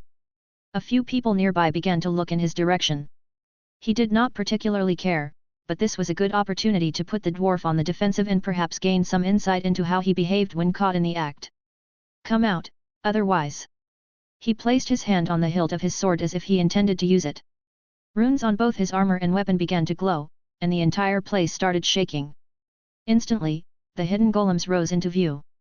One emerged from a wall as it slid open, another from a concealed compartment in the floor, exactly as he had expected. Oh shit! One of the customers stumbled backward at the sight of a large humanoid golem made of metal stepping forward. The other adventurers began to retreat as well. Steel groaned as the hidden panels sealed shut behind the constructs. All the exits slammed closed, leaving the customers uneasy. Easy now, lad. Don't go doin' not rash. That's on me. I let me curiosity get the best o' me. Just move your hand back from that hilt, eh? No sense spillin' blood over a bit o' meddlin'. Hassim's voice rang out, authoritative yet tinged with a hint of regret. To some, this was surprising, as they had never heard the master of the forge speak in such apologetic terms. Still, he knew that Roland was exuding a tremendous amount of mana, enough to destroy the entire store instantly if he launched an attack. Ah, please, Mr. Siegfried, calm yourself. Master Hassim did not mean to offend you. To his surprise, even Hermes appeared, and with him was Millie, who also began apologizing on behalf of the old dwarf. Yes, Uncle was just joking. If I continue with this, I will look like the unreasonable one. Roland nodded and moved his hand away from the hilt of his sword. The runes that had begun to glow along its surface dimmed, and the surge of mana he had been exuding vanished. Once it did, the golems stopped advancing and returned to their hidden compartments. Ya nearly made me heart skip a beat there. Even though the weapons were lowered, the tension in the air did not simply dissipate. The other adventurers remained frozen for a moment, their eyes darting between the golems and the man holding the large sword. Only when Hassim stepped forward from behind the curtain and raised his voice did they slowly return to what they had been doing. What are ye all looking at? Hassim moved out from behind one of the shop counters. Hermes was about to say something, but after a single glance from the old dwarf, he shut his mouth. Millie remained silent as well, and several other craftsmen peeked out as the confrontation continued to unfold. Did you find what you were looking for? A magic war master is a fine enough path, I'll grant ye that. But by the ancestors' beards, look at your kit. Who forged that heap o' slag? 'Tis a travesty. How are ye even pullin' a drop o' mana through that metal without it blowin' up in your face? The master runesmith's true intentions were finally revealed. It was not Roland's status that had caught his eye, but the black drake armor he was wearing, along with the rune-filled sword at his side. It was not strange for Hassim to find it excessive. Few people in this world would be able to use that armor properly. It required both advanced rune-related skills that only master runesmiths possessed and an immense amount of mana, something usually reserved for pure mages. Hassim circled Roland for a while, not using his identification skill on him, but instead on the armor. It was clear he was probing the runes etched into it, and he even seemed capable of piercing through Roland's rune concealment skill to some extent. That's... Roland took a step back as the dwarven craftsman moved closer until he could smell the sweat on his body. It is. Hassim repeated the words, his eyes sparkling as though a great secret was about to be revealed. A trade secret. Roland shut him down immediately and pretended to activate one of the runes on his armor. Wait, what in the beard did ye just do? The runes, they've gone sideways. I can't read a lick of 'em now. Even though the master runesmith was far higher level than Roland and likely knew many runic secrets he was unaware of, when it came to seeing through hidden runes and concealed statuses, he was not particularly well versed. Hassim staggered back a step, as if physically struck by the sudden severing of his perception. His thick brows knit together, and his hand twitched instinctively, fingers curling as though he wanted to grab the air itself and force the runes to reveal themselves. By the Forge Father's anvil. They were there. Clear as day. Then, gone. How did ye do it? Tell me. Roland didn't respond as he just stepped away. Within the context of the scene, he was the victim here and didn't really need to explain himself. Master, maybe we should go somewhere else. Hermes swallowed hard and whispered from behind the store counter. Hassim finally glanced around and noticed that the adventurers had gone back to staring at him. You're right. And yet, come with me. Hassim pointed at Roland and beckoned him over. This was exactly what Roland had been hoping for, as he wanted to see the dwarven smithy in action. The armor he was wearing was highly unorthodox, and for a dwarven craftsman who was usually taught to do things by the book, it was something that could not be ignored. If I play my cards right, I could get a good crafting partner for the future. Even though he was acting offended, this was still the master craftsman of the stronghold, surrounded by lesser dragons. The old dwarf might have been stubborn and uncultured, but he could afford to be. That was how much prestige his skill had earned him. After catching Millie's and Hermes' apologetic expressions, Roland decided to follow without saying a word. Hassim led him past the counters and through a reinforced door that looked thick enough to stop a charging ogre. The moment it closed behind them, the noise of the shop floor dulled and was replaced by something far heavier and more constant. The workshop opened up like the belly of a colossal beast, and there he saw quite the undertaking. The space inside was huge and far larger than the building's exterior suggested. The ceiling arched high above, supported by thick iron ribs edged with structural runes that pulsed faintly with blue light. Chains thicker than tree trunks hung from overhead rails, carrying slabs of raw metal from one station to another with slow movements. Every few seconds, steam hissed from pressure vents along the walls, carrying with it the scent of oil, scorched mana, and molten alloy. Forges dominated the central area, not the simple ones Roland had used when he was a Tier 2 class holder, but massive multi-chamber furnaces layered with enchantments. Some burned with white-hot flames, others glowed a dull crimson, and a few emitted no visible fire at all, yet the metal still melted within. These are some high-quality furnaces and smelters, nothing like the designs I have seen before. This is the real deal. Roland had interacted with the Dwarven Union before, but it had only been a branch of the true organization. The real Union was a secretive group of craftsmen, and only those from the innermost circles were granted access to the best technology current Dwarven craftsmanship could offer. If he managed to get his hands on the designs used here, he could likely develop a far more efficient workshop of his own. Even though his current forge could handle the materials he worked with, he was steadily moving toward his next class. Once he reached it, even more advanced materials would become feasible, and for that, the secrets of this workshop would be incredibly valuable. Unfortunately, he had no clear idea how to obtain them. For the time being, the armor he wore seemed to be his only bargaining chip, but he was not ready to reveal his true identity just yet. He remained silent as they continued forward. Golems were everywhere. Some were humanoid, while others were little more than articulated arms mounted on tracks or multi-legged carriers rolling along the floor. Their designs varied wildly. There were stone shells reinforced with metal bands, sleek alloy frames covered in shifting enchantments, and even a few that appeared almost unfinished, their cores exposed and spinning slowly as they worked. Unlike the battle golems outside, these constructs were of lower quality and clearly not meant for combat. One golem lifted a glowing ingot from a crucible and passed it to another, which held it with a tongue-like arm before a dwarven craftsman. The man hammered it with precise, rhythmic strikes, shaping it into something that resembled an axe head. So they even helped the craftsman, but they do not seem to have any crafting capabilities of their own. He had hoped to see something that might help solve his current automation problem. The golems here functioned more like portable smelters, moving ingots around or pouring molten metal into molds. All actual craftsmanship was still performed by the dwarven workers, and it was clear that even these golems were incapable of producing enchantments on their own. I suppose I will have to figure that one out by myself. Dwarves were, of course, the majority of the workers, but they were not alone. Roland spotted humans hunched over work tables, a woman with elongated ears carefully adjusting a monocrystal using tweezers made of pure mithril, and even a beastkin man operating a press with his tail wrapped around a control lever. It was a strange sight in a traditional dwarven workshop. Dwarves were notoriously secretive about their craft and usually refused to let members of other races work under them out of fear that their knowledge would be stolen. Women were there as well, though the predominant workers were of dwarven descent. Perhaps these were the practices that had pushed Hassim into a dangerous dungeon. All of these people stood shoulder to shoulder with the dwarven men. Some wielded hammers while others engraved runes or calibrated enchantments. No one spared them a second glance. There were no whispers and no raised brows. They were judged solely by the quality of their work. Going against traditions, hey! It reminded Roland of his own approach, one heavily influenced by modern views. He did not care who worked for him as long as they had the ability, and it seemed the old dwarf shared that mindset. However, this world imposed other limitations.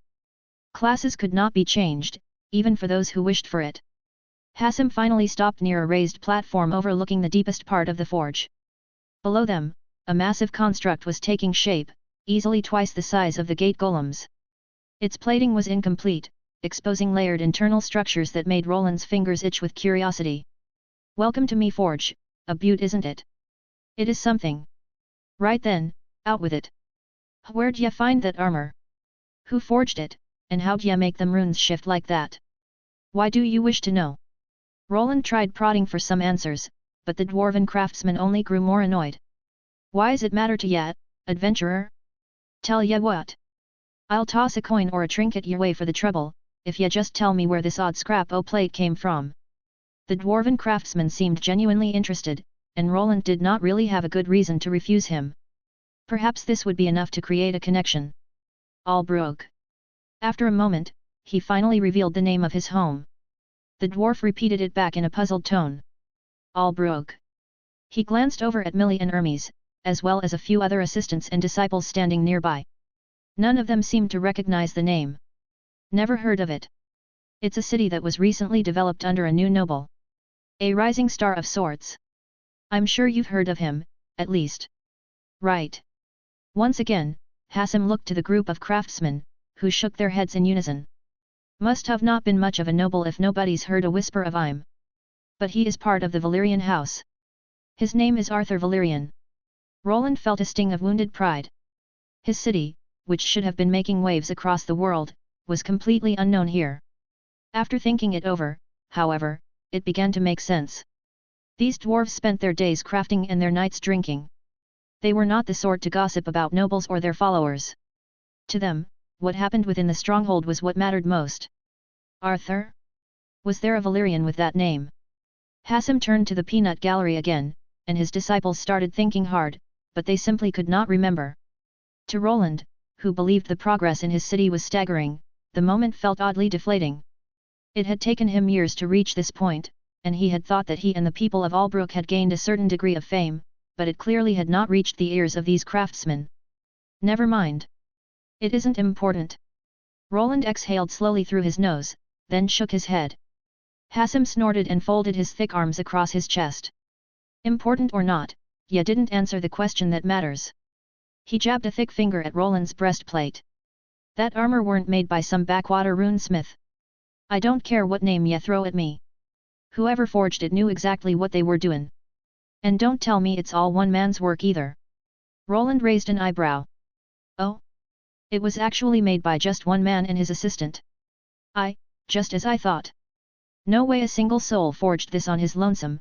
Wait, what was that you said? Roland met the dwarf's incredulous stare without flinching. One man and their assistant. He repeated it calmly as the others stared at him. Even though Hassim was the main master runesmith here, several other tier 3 craftsmen stood with him. It seemed he had wanted to examine Roland's armor alongside them. For what purpose, Roland did not know, though perhaps Hassim meant to scrutinize it and point out its supposed flaws. No single smith lays runes like these. A dwarven woman shouted from the side as she stepped forward, and soon the rest followed. They began inspecting his helmet and gauntlets. Some even dropped to their knees to examine his greaves, while his robe still covered most of the armor. I did not expect this reaction. Is it really such a big deal to make a suit of armor like this alone? He wondered as he noticed a strange glint in Hassim's eyes. It seemed the leader of the group actually believed him, and his interest was clear. A city wi all manner o folk bane judged by the strength o their craft and not some dusty lineage. Ha! That's a fine tale ye spin. Int ye restin, but I've hammered steel long enough to ken when a thing's too good to be true. There's no such place in this wide, cracked world. Hassim laughed while holding his stomach.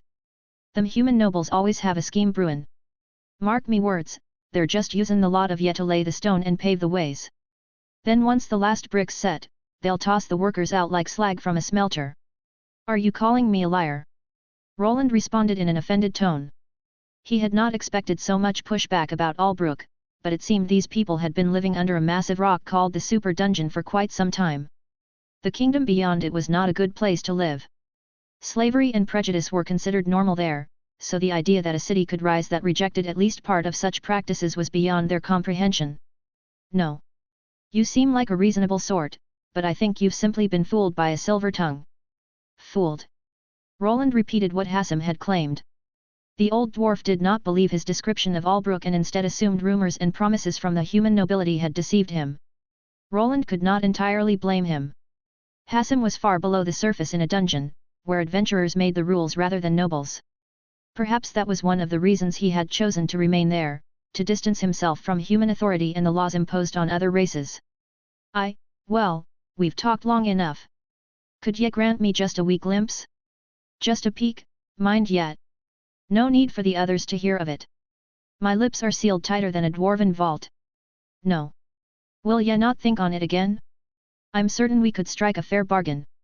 We could trade ye something proper from our own halls. I doubt I could find anything there that would fit me. This armor was tailor-made for me. It would not be of much use to anyone else. Roland's armor was examined closely by the dwarven craftsmen. Their expressions shifted when they noticed the runes and the quality of the craftsmanship. Although he was flattered by their reaction, they seemed eager to strip him of it and study it piece by piece to uncover its secrets. They detected the gravity magic it generated and were astonished by the sheer output, far beyond that of ordinary magical tools. To them, it made no sense that the armor functioned at all, and in truth they were correct. Without his multiple passive skills that reduced the mana cost of rune equipment and spells, he would never have been able to use it. However, he did not wish to tell them that. If they examined it more closely, they would probably figure out that he possessed such skills to power it, and that was not something he wanted them to discover. But I'm sure the craftsmen in Albrook would be willing to trade secrets. that would be a fine thing, truly, but... At the time, both Hassan and Roland were in a side chamber. Roland was surrounded by other Tier 3 craftsmen who were trying to decipher his runes but failing. It also seemed that their master wished to exchange some knowledge, yet he was unable to do so. "'Tis a shame, but I'm anchored to this dungeon.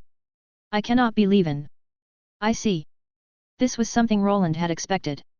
Hassan had a duty to uphold in this stronghold and could not simply leave. The adventurers might not even allow it. The backlog for powerful weapons was tremendous, and a journey to Albrook would take around a week.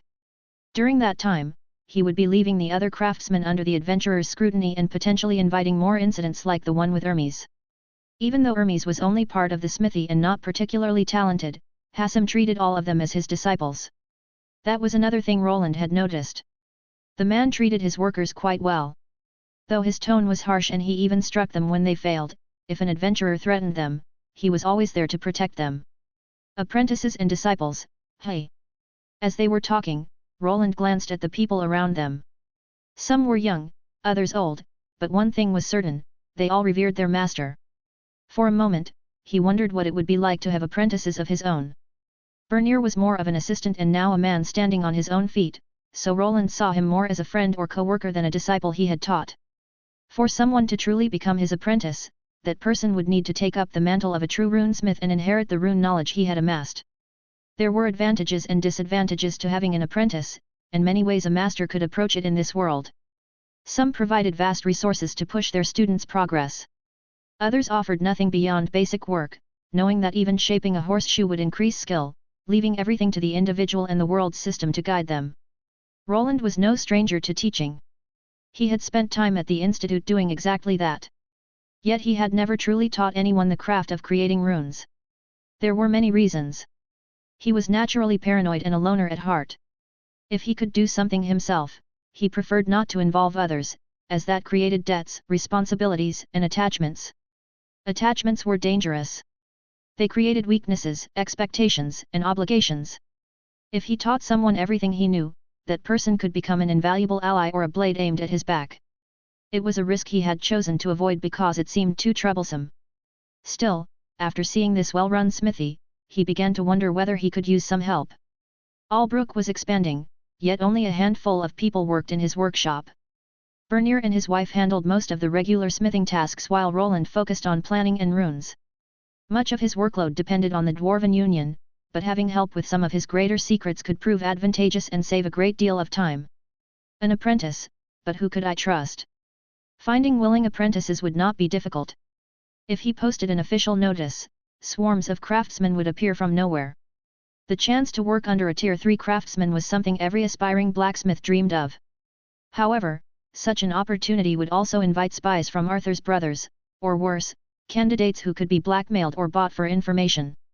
Maybe I should find someone who couldn't betray me. At first, he did not have anyone in mind, but suddenly, a certain face appeared in his thoughts, someone within this compound. She and her father were not in the room with them, yet he could see her dot on his helmet display. Millie was already indebted to him, and if he revealed that he was the one who had saved her father from certain doom in the dungeon, she would feel even more obligated. The girl seemed headstrong and principled, but as he continued down that line of thinking, a sour taste filled his mouth. What am I even doing? Planning to blackmail a teenage girl into becoming my apprentice? He forced himself to stop. He did not like where those thoughts were leading. In his paranoia, he was forgetting that these were still people. Roland had grown used to seeing others as points on a graph. He could select someone with potential, but he could never truly know what would happen 10 years from now. Betrayal was always a possibility, and if he allowed himself to fear it constantly, he would never get past that barrier or take on even a single new worker. That is not how a master should choose a disciple. Using debt as a leash. Leveraging gratitude. Revealing secrets to bind someone through obligation. It was efficient, safe, and logical, but it was also exactly the kind of manipulation he despised in the nobles. Hassan's earlier words about them echoed in his mind, and he decided to reconsider his approach. A little trust and generosity go a long way, provided I choose the right person and draft the right contract. Roland's gaze drifted toward the door where Millie stood. He knew he might never fully cast aside his paranoia, but he could at least try to do better if he truly intended to take on an apprentice. Still, Other matters needed to be settled before he took that step. Master Hassim, would you like me to relay this to the Albrook Master Runesmith? I am sure he will make the trip here eventually, though it could take a few weeks, perhaps even a month or 2. Weeks. Hassim raised an eyebrow. At first, Roland wondered if he was offended, but the reaction seemed quite the opposite. That's a bit fast for a lad who forged such a fine suit o' plate, ain't it? Ya must know him well to trust ya like that. It seemed Hassim assumed that a master runesmith capable of creating such an exquisite suit of armor would be swamped with work and unable to travel for several months, perhaps even up to a year. That suggested Siegfried, his current persona, must have some influence or leverage that could persuade the man to come sooner. Ah, yes. We have some history, and he is willing to trade crafting knowledge with other craftsmen. Well, he certainly ain't a dwarf. Makes things easier. Hassim laughed. Dwarves were often bound by contracts and reluctant to share their knowledge because of their traditions. Human craftsmen, however, were not bound in quite the same way. The old dwarf's laughter faded, and he stepped closer again. If this master o' yours is willin' to trade knowledge, I've got knowledge worth tradin'. Roland's eyes flicked as he remembered the golems he had seen, along with the massive one that had been partially built. He wanted to trade for those golem schematics and get his hands on their runic operating systems. However, this trade would not be easy. It would require something extraordinary. When he looked at Hassim's artificial eye, he knew he had exactly what might tempt him. I'll tell him that. I think he'll have something you'll be interested in. He better. Get along with ya then, Siegfried. After refusing several times, Hassim finally relented and agreed to trade later with the Albrook runesmith, whose true identity would be revealed once Roland had everything prepared. With that settled, Roland heard the other craftsmen complaining again, but he did not care. The deal was made, and he soon left the area. He was not leaving empty-handed, as old habits die hard. Throughout his visit, he used not only his debugging skill on various runes to copy their schematics, but also his own sharp senses. The people there did not suspect him of being a runesmith, so he was even allowed to approach some of the golems for a closer look. While he could not examine them in detail, he had gained a small taste of what awaited him when he returned in earnest. As he reached the main storefront, he saw Millie and her father, Hermes, waiting near the entrance. Hermes looked haggard, not from the journey but from having his ear shouted off by his own daughter and likely by Hassim as well for disappearing so long without a word. Roland began to walk past them toward the street, his mind already calculating the logistics of persuading himself to return in a month, when a small, firm hand shot out and caught the edge of his vambrace. Hold on just a minute. Millie spoke with a voice that was not loud but full of vigor. Roland paused, his helmet tilting slightly. Yes? Was there something more? He wondered what she wanted. While he was considering taking her on as an apprentice, only time would tell if that would come to pass. There were several obstacles ahead, as he did not want to reveal himself as Wayland the runesmith just yet. Did you forget already, Mr. Siegfried? You were going to stay at our inn. She proclaimed and then pointed to the streets. Look, the lamps are already being lit, and you do not want to be wandering outside in the dark. She smiled, leaving him with little room to argue. I see. To be honest, he thought this might be a good opportunity to get to know the girl better and also to fit in more with the residents. Come, Amon. Let us go to the inn. Woof. Agni appeared almost instantly, and Millie immediately began scratching behind his ear, a spot that produced a goofy look on the wolf's face. Soon, he walked through the city with the father and daughter as the lights around them began to dim. Their next stop was the Red Dragon Inn, where Millie's mother was waiting. Hermes walked quickly, clearly worried about her, and the others hurried to keep up. Before long, they arrived. The sign above the doorway creaked in the evening draught, a carved WIRM coiled around a tankard, its painted scales chipped by years of smoke and steam. Warm light spilled from the windows of the Red Dragon Inn. In one of them, a face peeked out, strikingly similar to Millie's, only older. The woman's gaze fell on the approaching group, and Hermes ran ahead and pushed the door open before she could rush outside. The door banged against the wall as Hermes stumbled inside. Lisa! He shouted as loud as he could, making everyone turn their heads. The woman who had been at the window was already halfway across the common room. She caught him by the shoulders before he could say another word and looked him over as if checking if he wasn't a ghost. You damned fool! Do you have any idea? I know. Hermes muttered as his eyes began to fill with tears, which soon prompted Lisa to tear up as well. The reunion was tender, and for a moment, they simply held each other and sobbed. Their daughter Millie stepped forward and wrapped her arms around them both. The adventurers nearby were unsure how to react. Some whistled awkwardly while others complained that their food was not arriving on time. "Hey, where is my roast? Leave them be. Have you no tact? I would if I had something to eat." Two adventurers began arguing as Roland stepped into the inn. "I will have your roast ready in just a minute, learn some patience," Millie called out, giving her parents a moment to compose themselves before reluctantly pulling away. She wiped her eyes with the back of her sleeve and slipped behind the counter with the ease of long practice. "Sit wherever you like, Mr. Siegfried." She passed him with a tray piled high with meat and drink, clearly accustomed to rowdy adventurers and their behavior. "I will bring you something warm in just a moment, then show you to your room." Roland inclined his helmeted head and moved to a table near the wall. He chose a seat that allowed him to observe both the entrance and the stairway leading upstairs. In truth, he wanted nothing more than to leave, but he could use this opportunity to place some protections within the building. He leaned back slightly and, without drawing attention, activated one of his spatial runes. A small spider golem slipped from within his sleeve. It crawled into a narrow crack in the wall and burrowed inside while he ensured no one was watching.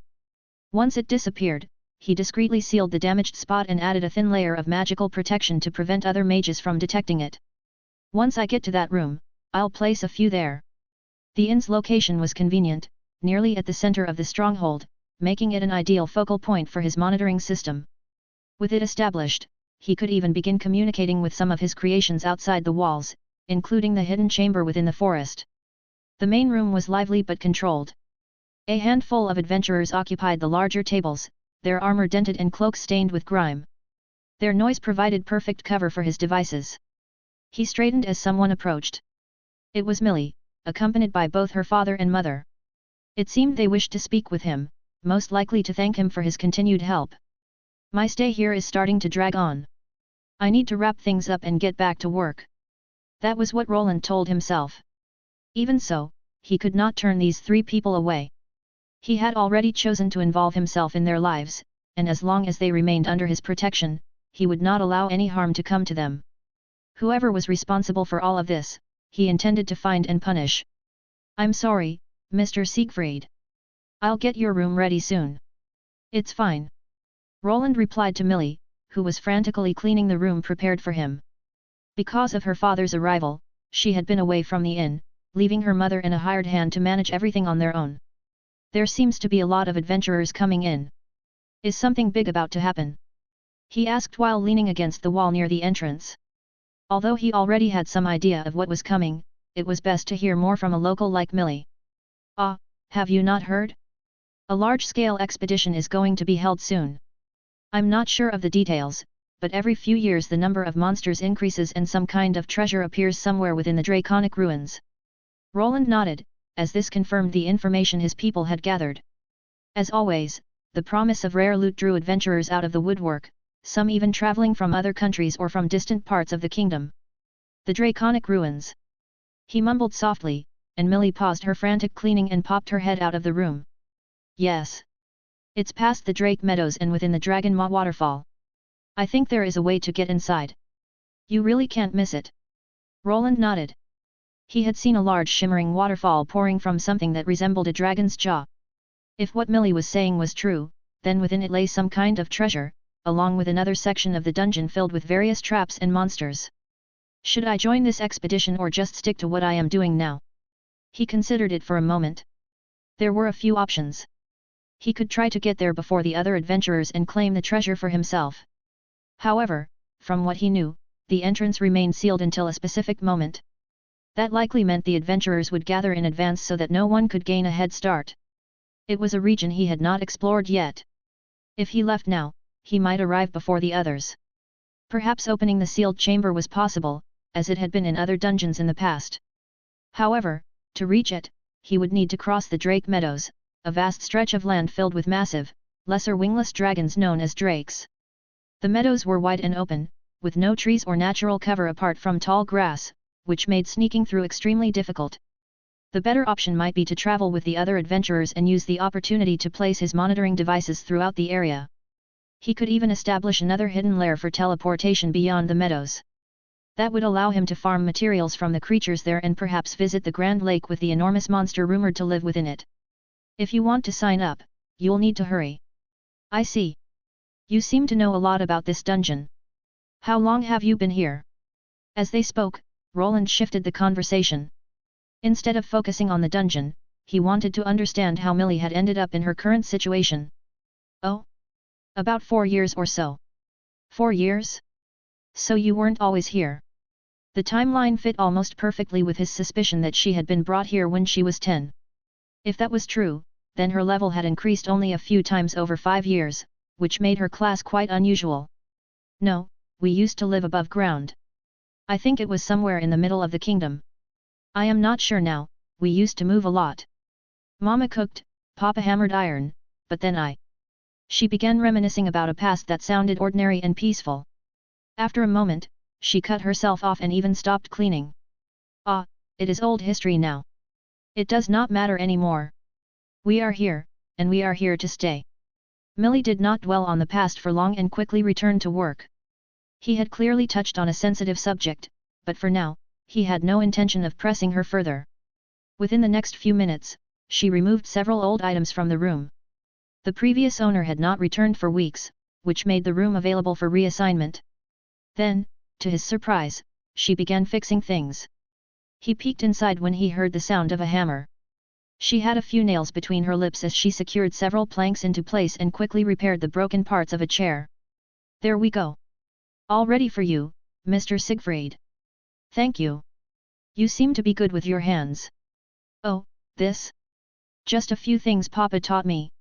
She smiled and shuffled out of the room with her toolbox in tow. And remember to come down in the morning for breakfast. I will see what I can do. The girl hurried off, clearly with more work to finish and more adventurers to attend to. As a prospective apprentice, she met every expectation in terms of attitude. She worked hard and understood what needed attention and where adjustments were required. Well then. Roland closed the door behind him and found himself alone. The room reminded him of the place where he had first begun his adventure. Back then, he had spent half a year studying runes. Using his debugging skill, he had gradually learned how to inscribe them on paper. If my friend is going to make a move, it will probably be tonight. After inspecting the room and confirming there were no magical sensors present, he placed one of his own for later use. It was time to act. He had no intention of sleeping. The night had only just begun, and the leader of the perpetrators was still at large. According to his array of sensors, the man's mana signature ended within the stronghold and had not left since. He is still here, probably waiting to finish the contract and make one last attempt. Roland did not know much about the assassination organization, but he assumed it operated like many others of its kind. The man had clearly failed and likely could not return without completing his mission. Such groups maintained discipline through the threat of death. Even high-ranking members were not spared if they failed. The man was probably waiting for the right moment to strike, and as usual, that would be during the night. He loosened his robe and laid it on the hard mattress nearby. His black armor was revealed in full, though only briefly. Runes began to glow with a pale blue light, and his body shimmered before gradually turning transparent, becoming fully concealed wherever no light touched him. Roland moved toward the shuttered window and pressed a hand against the wooden frame. The latch gave way without a sound. A faint draft slipped inside, carrying the scent of distant forge smoke. Even at this hour, the smiths were still at work, their hammers echoing through the stronghold and providing the perfect cover for him and the assassin to move unnoticed. Below, the stronghold's inner streets were lit by magic lanterns mounted on poles. Their glow carved the roads into long stretches of shadow between pools of orange light, perfect terrain for someone who knew how to disappear. Before moving further, he reached into his spatial storage and retrieved one of the humanoid golems he had used in the past. He placed the robe he wore over it and ordered it to pretend to be asleep in his bed. Only then did he slip out the window. Instead of dropping to the ground, he allowed his body to rise, floating upward until he settled gently on the roof. He moved without a sound. Little light reached the upper levels of the stronghold, and the adventurers on watch duty were lax, their attention wandering. They were not concerned about thieves or lesser monsters slipping inside. They had lived here for years and had grown accustomed to a steady undercurrent of danger. Roland remained crouched atop the Red Dragon Inn and moved only after making certain no one would impede him. His destination lay 3 streets east, closer to the guild building. Another inn stood there, where Inspector Harfon was spending the night. Harfon's room was easy to identify, as it was layered with defensive wards meant to prevent intrusion. The old gnome had asked Roland to serve as his bodyguard, but he had refused, partly on purpose. He knew the assassin was wary of his presence and understood he could not win a direct confrontation at this point. That was why Roland had left the golem behind to pose as him. He was almost certain that the man called 11 would first check whether his greatest obstacle had been distracted. Will he come, or will he abandon his mission? Roland did not know. After finding the perfect hiding spot, he became completely motionless. His body was invisible to the naked eye, cloaked in shadow. Even a Tier 3 individual could look directly at him and see nothing, so long as he did not move. Not even a mage like Harfon could sense him through mana. The city was as rowdy as expected, yet layers of mana shields kept the noise contained. To the monsters outside, it did not exist at all, as it had been warded against detection. Unless someone deliberately lured a monster here, none would appear. To his knowledge, the city had been built in an area where no monsters spawned. People filled the streets, adventurers and ordinary citizens alike. They managed to coexist to a degree, but the divide was obvious. Non-combatants without crafting classes were treated as lesser, more like servants than equals. Drunken laughter spilled from a distant tavern. A pair of armored adventurers staggered past, arguing over their share of loot. Farther down the street, a patrol exchanged bored greetings. Roland studied them all, knowing that any one of them could be the assassin. He had recorded the man's mana pattern, yet he could not find it again. That meant his opponent had found a way to disguise it, either by masking the signature or keeping it from spilling out. His sensors were not that powerful, but if the assassin was nearby, Roland could manually sift through every hidden status screen and check. It was a tiresome process, but it had to be done, so he waited. Time passed, and people shuffled through the area. Men, women, and even tamed beasts had their statuses examined, as his enemy could have disguised himself as anything. The gnome had chosen his lodgings carefully. The inn stood sturdier than most, its walls reinforced with iron wood beams and edged with protective runes. However, this would probably not stop someone like 11. 1, 2, and 3 hours crawled by, and the stronghold slowly went quiet. The taverns dimmed, patrol routes thinned, and most adventurers stumbled into their beds. A thin mist rolled down from the upper false sky, clinging low to the stone streets and swallowing sound. Roland remained utterly still atop the opposite roofline, his presence dissolved into shadow. He had already released 2 spider golems along with his floating constructs to keep watch. Just as he had hoped, at precisely 2 in the morning, something shifted. The man looked familiar, one of the archers who had greeted them at the entrance. Roland sensed at once that something was wrong. After a subtle probe, he confirmed it. This man was no longer the same. He did not know whether the archer had been replaced from the beginning or at some point later, but one thing was certain. This was 11. Found you. 11 suddenly turned his head toward Roland's position, as if he had sensed something. His gaze lingered for a moment, and Roland did not move. The man's eyes narrowed, but he saw nothing, just as Roland had predicted. After a moment, he shifted his gaze toward the inn and made his move. The man moved in a strange way. His legs bent at awkward angles, yet every step served a clear purpose. Somehow, he avoided all the detection arrays and traps Harfon had left behind. The gnome was not alone either, as he had hired additional protection. In the 2 rooms beside him, armored men waited, ready to strike. Some were already awake. Even so, the assassin continued forward. Soon, he reached the window, standing sideways against the wall as though his boots could cling to the wood. From somewhere within his clothing, he drew a dagger edged with strange markings. He did not grip it directly but let it rest on his open palm. A faint glow spread across the blade, and the symbols began to shift. The weapon lifted into the air, hovering as the man slowly guided it closer to the window. Interesting killing method, Roland thought as he began to understand how the weapon worked. It appeared to be a deadly homing spell or skill that required close proximity to its target. Otherwise, 11 would have tried to launch it from another building or even from the stronghold walls, where he could have made a quick escape. It's now or never. There was not much time. The dagger floated and began to vibrate before the window, ready to pierce through the layers of magical defenses. Roland could tell the weapon had enough power to break through, and if he did not act now, Harfan would be dead. 11's eyes shot open as he sensed something. An object was descending rapidly from above. Before he could complete his skill, it nearly struck his head, forcing him to leap back in alarm. Although he managed to evade it, the dodecahedron-shaped object suddenly began to glow brightly and exploded right in front of the window he had been using to send the dagger through. The blast was loud and blinding, but not especially powerful. The barriers surrounding the inn prevented any real damage, yet it was enough to foil his desperate assassination attempt. However, it was not over. As the man jumped back, a massive sword was already descending from above. "Hey, remember me?" Roland spoke as he swung the enormous blade downward, its runes glowing deep purple while a massive wave of gravitational energy cascaded toward the ground. 11 raised his dagger to block. Though his strange skill had been interrupted, it still retained some power. The dagger collided with the crushing magical force from above, and a second explosion erupted in all directions. This one was far stronger, instantly shattering several nearby windows. "By the god of magic, what is going on?" Harfan shouted, and the men stationed outside his room rushed in to see what was happening. Other adventurers were awoken as well, everyone spilling from their rooms and onto balconies, weapons half drawn, armor half buckled. "Attack! We're under attack! What was that explosion?" Doors slammed open. Within seconds, the quiet street was alive with confusion as lanterns shone brighter in response to sudden spikes in mana and noise. Yet, as everyone came outside and the dust settled, there was no one there, just a large hole in the ground. "Someone explain this to me, now."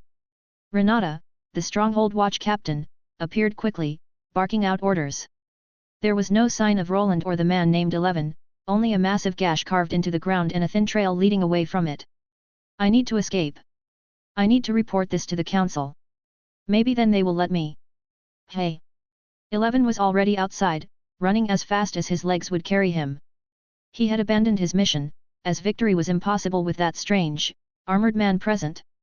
However, while moving along what was usually a safe route, he felt a massive surge of mana from the side. "Monster!" He dove aside, narrowly avoiding what looked like blue dragon breath. It barely missed him, scorching his blood-red robe, which protected him from being burned alive.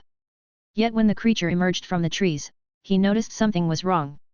It was not a lesser dragon or any monster that should exist within this third layer. Instead, it was a large blue wolf covered in crystalline growths, its mouth filled with azure flames. "You must really be panicking now if you let that slip. That council. Could you tell me more about it?" A distant voice came from the opposite side. It was the man he had been wary of, the one called Siegfried. "What, do you not want to talk? I know a few ways to make people talk, even trained assassins like you." On one side stood the massive wolf, on the other the man clad in dragon-like armor. They blocked two routes of escape, so 11 made his choice and charged toward the wolf, judging it the easier opponent. The moment he stepped forward, strange objects erupted from the ground. They glowed brightly as they materialized, releasing a violent surge of electrical energy. "Arg!" He screamed in agony as lightning coursed through his body. The runic objects that had burst from the earth formed a crude triangular cage around him, crackling with chains of bluish-white energy. His muscles spasmed, and his boots carved trenches into the dirt as the current forced him to his knees. His consciousness began to fade, and through the haze, he sensed the armored man joining the assault, further increasing the lightning's output. "This should keep you from killing yourself. Once you wake up, we will." The words dissolved as everything went black. His consciousness slipped away, swallowed by the darkness. "Mary! Commander Wayland, is that you? We received your confirmation signal, but have not heard anything since. Lord Arthur has been worried. I am here now.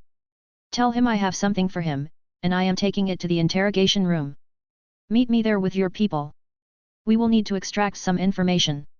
"I understand. I will be there shortly."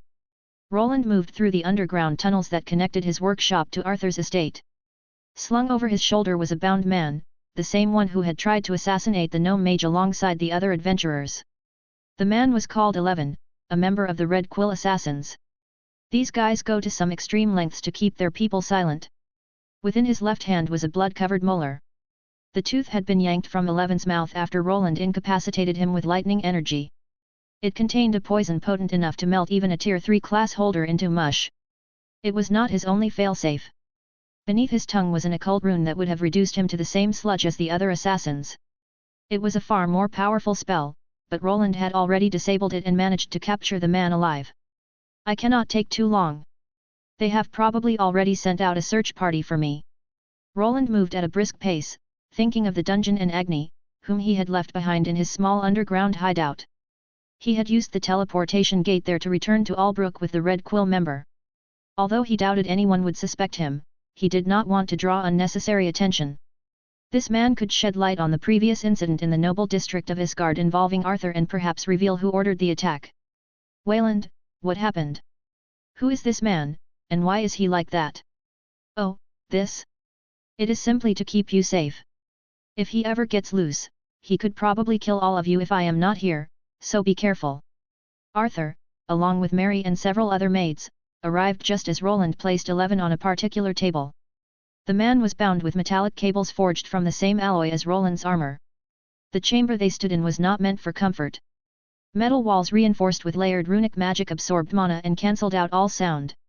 At the center stood a heavy table bolted to the floor, surrounded by containment pylons that shimmered faintly with restrained energy. This was not a place for conversation. It was a place for answers. From time to time, they captured spies and criminals who could not be handled through normal means. This facility had been created for those who were exceptionally dangerous, the kind who, if they escaped, could cause countless casualties, like this Blood Dagger Master.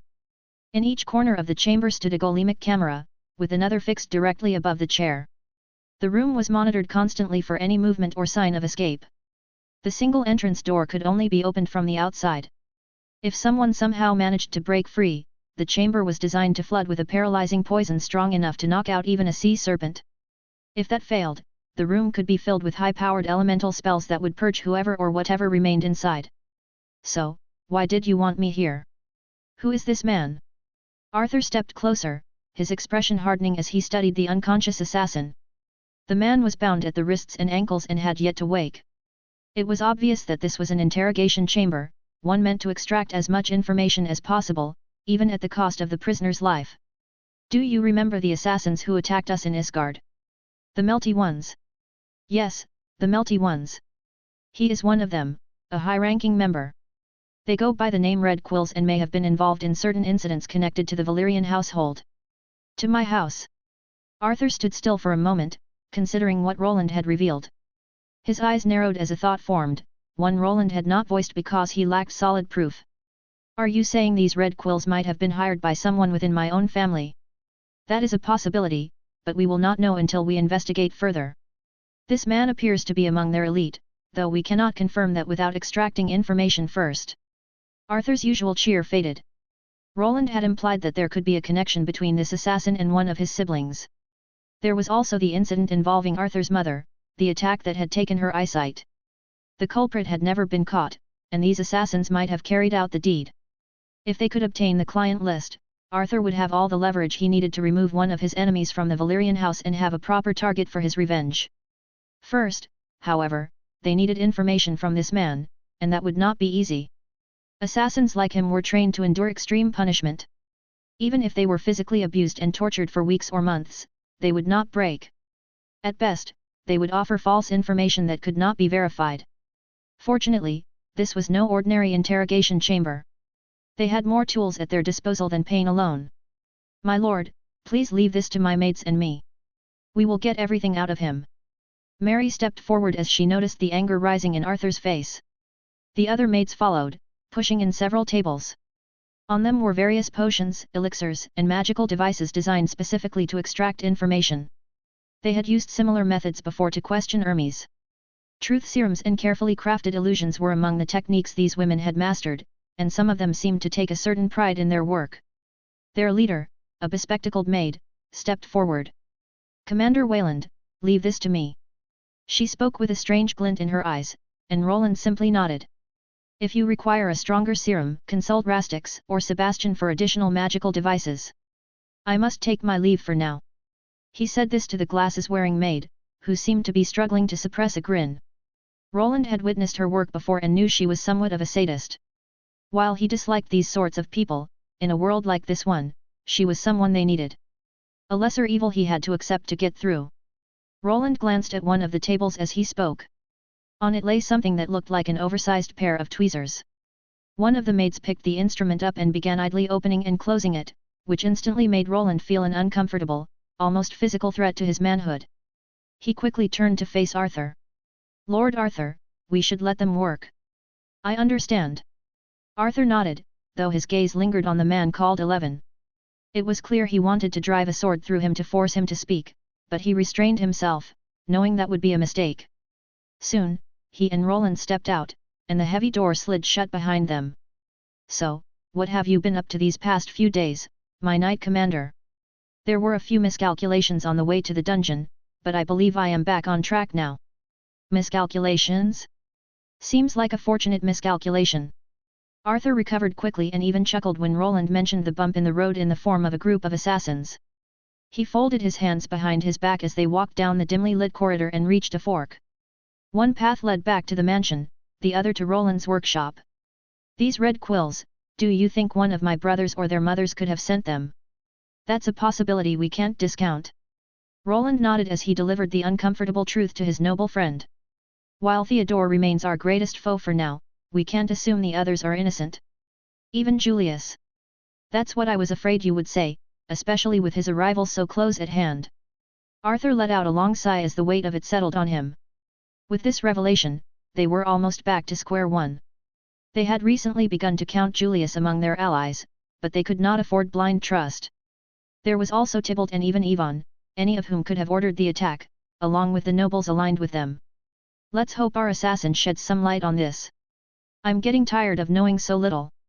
Roland nodded in understanding. There were far too many unanswered questions, and trusting anyone outside their circle would be a mistake. They had to remain vigilant. "Any leads from the dungeon you've been tinkering with?" "The assassin appears to have been targeting a guild inspector." "I'm looking into it." "Do you think there's a connection?" "It's possible. The man named Agthak seems suspicious, and the people tied to him warrant further investigation. I'll have Mary look into it." They exchanged a final nod, each aware of what needed to be done. Arthur would welcome Julius for now, but he would keep most of their secrets to himself. Trusting his brother completely was a risk he could not afford. Mary's intelligence network was growing as well, and with some luck, they might examine the stronghold from the outside and uncover old ties among the people living below. "Good luck, then, High Knight Commander." "Of course, my lord." With personal guards still standing nearby, Roland could not be entirely casual with Arthur. The two soon parted, each fully aware of their responsibilities. Arthur's role as the noble lord was essential. He maintained their public image while Roland worked behind the scenes, with Mary handling the more unpleasant tasks. There was no need for the lord to brief him. The moment Roland arrived through the teleporter, Sebastian had already forwarded all the relevant reports. He knew about the trouble his brother Robert was facing in Aldbourne. Their newly acquired region had drawn unwanted attention from Theodore, who was seeking revenge for the loss of part of his lands. The reports described a surge in theft and an increase in violent attacks from outside forces. Robert and Lucille were managing the situation, but their resources were stretched thin. Trade in the area had suffered, slowing progress and forcing Albrook to cover the deficit from its own coffers. Still, not everything was bleak. A solution was within reach, and this might even present an opportunity. If he took an hour or a bit longer before returning, it should be fine. He would simply claim that he had chased the culprit all the way to the second ring. Roland glanced at the tooth in his hand before placing it inside a secure lockbox in the workshop he had entered after taking his leave. He intended to analyze the substance within, first through Sebastian and then by passing it on to Rastix. The alchemist might be able to reverse engineer it and create a potent poison if needed, or perhaps even develop an antidote to protect anyone exposed to it. After accessing one of his monitors, he saw his wife asleep at home. The day and night cycle of the super dungeon seemed to mirror the real world. Even though he wished to join her, his work was not yet finished. Instead, he activated the teleportation gate and stepped through it, not toward the Isgard dungeon but to the lower levels of the Albrook dungeon, to the same area he had outfitted with multiple automatic turrets to hunt monsters. "High Knight Commander." "At ease." He acknowledged the sentries posted there and continued forward. He moved quickly, using his glider to gain speed as he headed toward the previously discovered culling tunnels, which were now filled not with monsters but with craftsmen. They seemed to be almost finished. They truly love building trains. When Roland arrived, no one greeted him. The area was crowded with dwarves from the Union. Even their leader, Master Runesmith Chapter, was present, and she seemed quite busy. Amr the enchantsmith and Dunan, two of his former adversaries, were also there, as their expertise was essential to getting the project running. Master Chapter, I heard you were about to test the rune train. He raised his voice to be heard over the noise of dwarven craftsmen hammering and shouting at one another. When his voice echoed through the workshop, Chapter stopped striking a dwarf who had set a piece at the wrong angle. Ah, Master Wayland, is that yet? Yes, it's me. Oi, a new suit? What's that, the seventh one now? He did not answer. He had accumulated quite an armory of suits, and more would likely follow. The armor was hidden beneath a robe, but to a craftswoman like her, it was easy to tell who stood beneath it. Something like that. I heard you're nearly ready to test the rune train. Chapter snorted and wiped soot from her brow, leaving a darker smear across her cheek. This one's a proper beauty. She jerked a thumb over her shoulder toward the large metallic machine standing on thick tracks. Roland's gaze lifted as he studied the dwarven mechanism. It dominated the tunnel with its massive frame. As he examined it, the other craftsmen paused to do the same, as though proud to have someone admire their creation before it was powered on. It was not sleek like elven constructs, nor ornate like human craftsmanship. It was brutal, solid, and built for a single purpose. The locomotive's body had been forged from layered dwarven steel plates, each riveted into a thick armored shell. The front ended in a reinforced wedge shaped like a battering ram, engraved with overlapping runes that shimmered faintly red. There were no exhausts or pipes to vent heat like the trains from his old world. This one ran entirely on runic batteries, with an engine that used magic to cool the friction. Runes covered nearly every visible surface, designed to be thick and resistant to deterioration. In time, they would be concealed to protect the secrets of this revolutionary machine that required no mana fluid. For now, it was enough that it functioned. It looks ready for a test. How is the track assembly progressing? My lads are still hammering away at it, but in a few days they should reach Aldbourne. Roland nodded, knowing he could not complain. The dwarves had worked with remarkable speed, focusing first on assembling the train. Laying the tracks would be easier by comparison. Once the prototype was operational, they could present it to Halbrecht for assessment. With the professor's support, they could secure funding to build a fully operational underground railway. First, however, they needed to demonstrate its advantages, and trade between Albrook and Aldbourne would serve as proof of concept.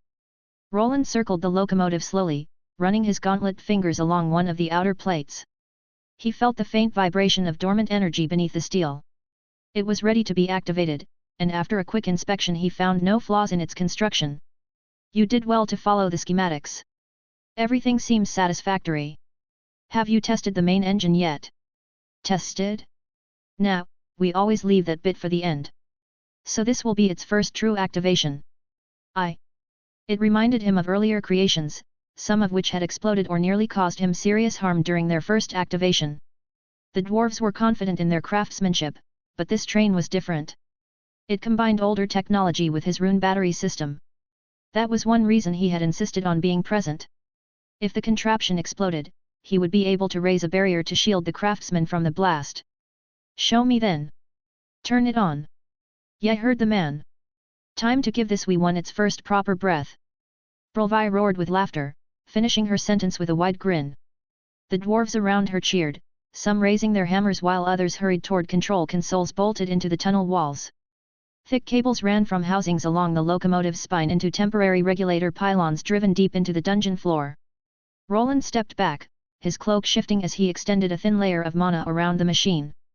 A transparent barrier shimmered for a moment before fading from sight. If something went wrong, he would have less than a heartbeat to reinforce it. Begin with a minimal charge. He called out. No more than 20% to prime the rune. See if it activates without issue first. Then we will test it on the track and see how fast it can go. The rune knights will punish you. A woman dressed in simple commoner garb shouted at a man while standing defiantly in front of a group of women and children. Her eyes were fixed on an obvious bandit, his grin wide as he spoke. What's that? Punish me? You think you're worth something?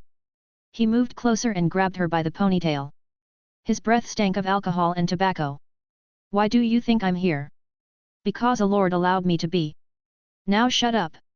It's not my fault you were born weak. The man threw the woman into the small group of people huddled in the corner. The place they found themselves in was damp and dark. It was not even a proper dungeon with stone walls. Instead, it was a cave with iron bars keeping them from fleeing. You'll see. Things have changed. Though the woman had been beaten, the light in her eyes did not fade. The bandit who had thrown her began to frown, unsettled by the strange resolve she showed. What's wrong with these bastards? He stepped outside, slamming the iron door shut, and glanced at the other cells. More people were crammed inside. They had not been there long, yet something felt off to him. They usually don't behave like this. Could what they are saying be true? He turned to another bandit who stood nearby, scratching his oversized belly and yawning. They are probably just crazy. Don't listen to them. No one is coming to save a bunch of useless farmers. The nobles do not care about them when they can sell a few monster parts for food. Ha! You're probably right. And even if someone comes, as long as we have that man with us, everything will be fine. Yet, there is no way that man is losing to some backwater knights and guards. We are lucky we got this job. Beats working in the mines. The two men started laughing as they looked at the prisoners in the cells. For some reason, they all seemed almost cheerful. They were different from the people the bandits had kidnapped in other regions. Usually, this was the time when captives begged the most. Instead, these prisoners kept shouting about rune knights who would come to avenge them. Wait, isn't that? As they were about to sit back at the table where they had just been eating and drinking while keeping watch over the prisoners, they heard it. A loud bell, the one their allies were meant to ring if their hidden encampment came under attack. Ha, you see? I told you. The same woman stepped closer to the bars and pointed at the two men as they began to panic. They glanced at each other, their faces paling slightly, though fear had not fully set in. Their camp was large. They had plenty of bandits and warriors, more than enough to fight off a group of adventurers, which was what they assumed this was. Shut your mouth, bitch! One of the men shouted as both grabbed weapons from the wall. They were not shoddy at all, surprisingly well made for people who were supposed to be mere bandits. Just wait until we get back. I am going to have some fun with you when I come back. After threatening the woman, the two ran out. They joined the other bandits, who were clad in high-quality gear, deep steel armor, and in some cases even dwarven enchanted weapons and shields. They were outfitted like proper soldiers backed by a noble or a wealthy merchant. However, once they reached the end of the corridor, their laughter quickly died. The hidden encampment had been carved into the side of a small mountain, concealed behind trees and a magically hidden gate. It was not something that should have been easily discovered or breached. Magical lamps lit the interior, and a full barracks stood stocked with arrows and replacement weapons.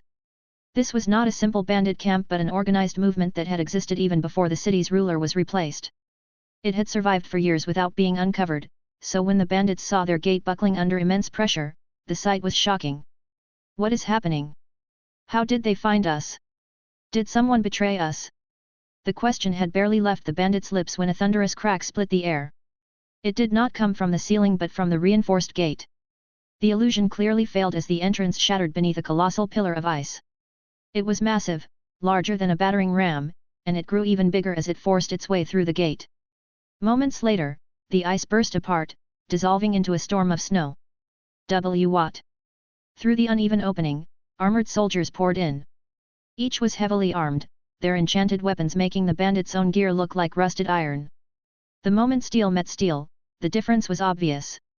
Runes shone with blinding light as the bandits' enchanted weapons buckled and cracked under the overwhelming surge of magic. Do not panic. We still have the ballista.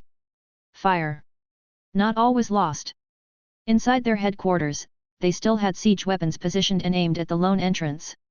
Their allies had already mounted them and were ready to fire. However, when one of the massive bolts launched forward, it struck a shimmering shield of light and shattered. Mage! One of the bandits shouted as they tried to break through the barrier blocking their attack. Then they saw the figure clearly. A person clad in a blend of robes, armor, and runic enchantments stood before them. Their garments shone brightly as colorful runes shifted across the fabric. Their arms were raised wide, and they were chanting under their breath. Even though the ballista continued to fire, the bolts could not pierce the magical shield. Worse still, their enemies had their own ranged weapons. A line of crossbowmen stepped forward, carrying ordinary crossbows loaded with strange bolts. The shafts were wooden, but strips of parchment covered in runic script were wrapped around them. The bandits understood the moment the first explosion struck. Those bolts have magic scrolls on them. Take cover. One of the ballista crews vanished in a roar of fire and splintered wood. The enchanted bolt they had just loaded detonated in their faces, bursting into multiple smaller projectiles that exploded in rapid succession. The shockwave rolled through the cavern, extinguishing half the magical lamps and plunging the encampment into shadow. Screams soon followed as the battle unfolded.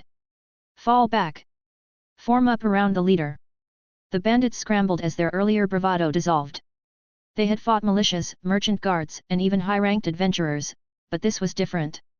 These soldiers advanced in tight formation. Their shields overlapped with accuracy. Every strike left a lingering trail of mana, reinforced by magic and supported by a mage who appeared to be tier 3. With so much stacked against them, only one person could turn the tide, their leader. Do I have to do everything myself? The man was large, gripping a pair of axes forged from enchanted metal that glowed with red aura. When the bandits saw him, they cheered. He was an aura user, a warrior nearing level 200 with a rare class that was not easily defeated. To strengthen their chances, several others of similar rank moved in beside him. Their strongest force had arrived, and confidence surged through the ranks. So, you're the little piggy trying to ruin my fun? Are you a woman? Without hesitation, the bandit leader strode forward. The explosive bolts hurled toward him were swatted aside by his aura-covered axes. He looked powerful and utterly confident as he approached the armored soldiers and the woman mage who seemed to command them. Put down your weapons and surrender. If you do, your lives will be spared. The mage's voice echoed through the hidden camp, backed by magic. The fighting stopped for a moment, but instead of yielding, the bandit leader threw back his head and laughed. That voice? So you're not some old crow. You sound like a beauty. I have decided. You will be my next plaything. After licking his lips, the man grasped both axes and summoned his aura. He cleaved the air, and a surge of crimson energy shot forward to collide with the magical shield. While his previous attacks had failed to break through, this aura strike did not. A gash resembling a cross split across the barrier as the energy burst against it. To the bandit's surprise, the mage did not move. She stood her ground as if certain nothing would happen to her. Then, from behind her, a second figure stepped forward to intercept the attack. The form shone, clad head to toe in silver mithril. It was a knight. In his left hand, he held a kite shield, and in his right a broad longsword, wider than usual and likely heavy. He raised his shield, and the runes etched into its surface shone brightly. The crimson aura struck it. The bandit leader expected his attack to cleave through, or at least force the knight back, but nothing of the sort happened. Instead, the energy wavered and grew weaker, as if the shield itself were absorbing it. I will be your opponent. The knight's voice rang out, deep and heroic. For a moment, the fighting around them slowed as both sides watched the two Tier 3 class holders clash, each group confident in its leader. When they collided, the ground beneath them cracked. The bandit leader's axes descended in another brutal cross. They slammed into the shield, sending ripples of energy outward and knocking several bandits off their feet. I will destroy that flimsy shield and then you. You do not even have a speck of aura. Blow after blow followed as the bandit pressed his assault. His goal was simple: shatter the shield with overwhelming aura. He had already realized that his opponent did not possess this power, and without aura, a physical fighter was considered inferior.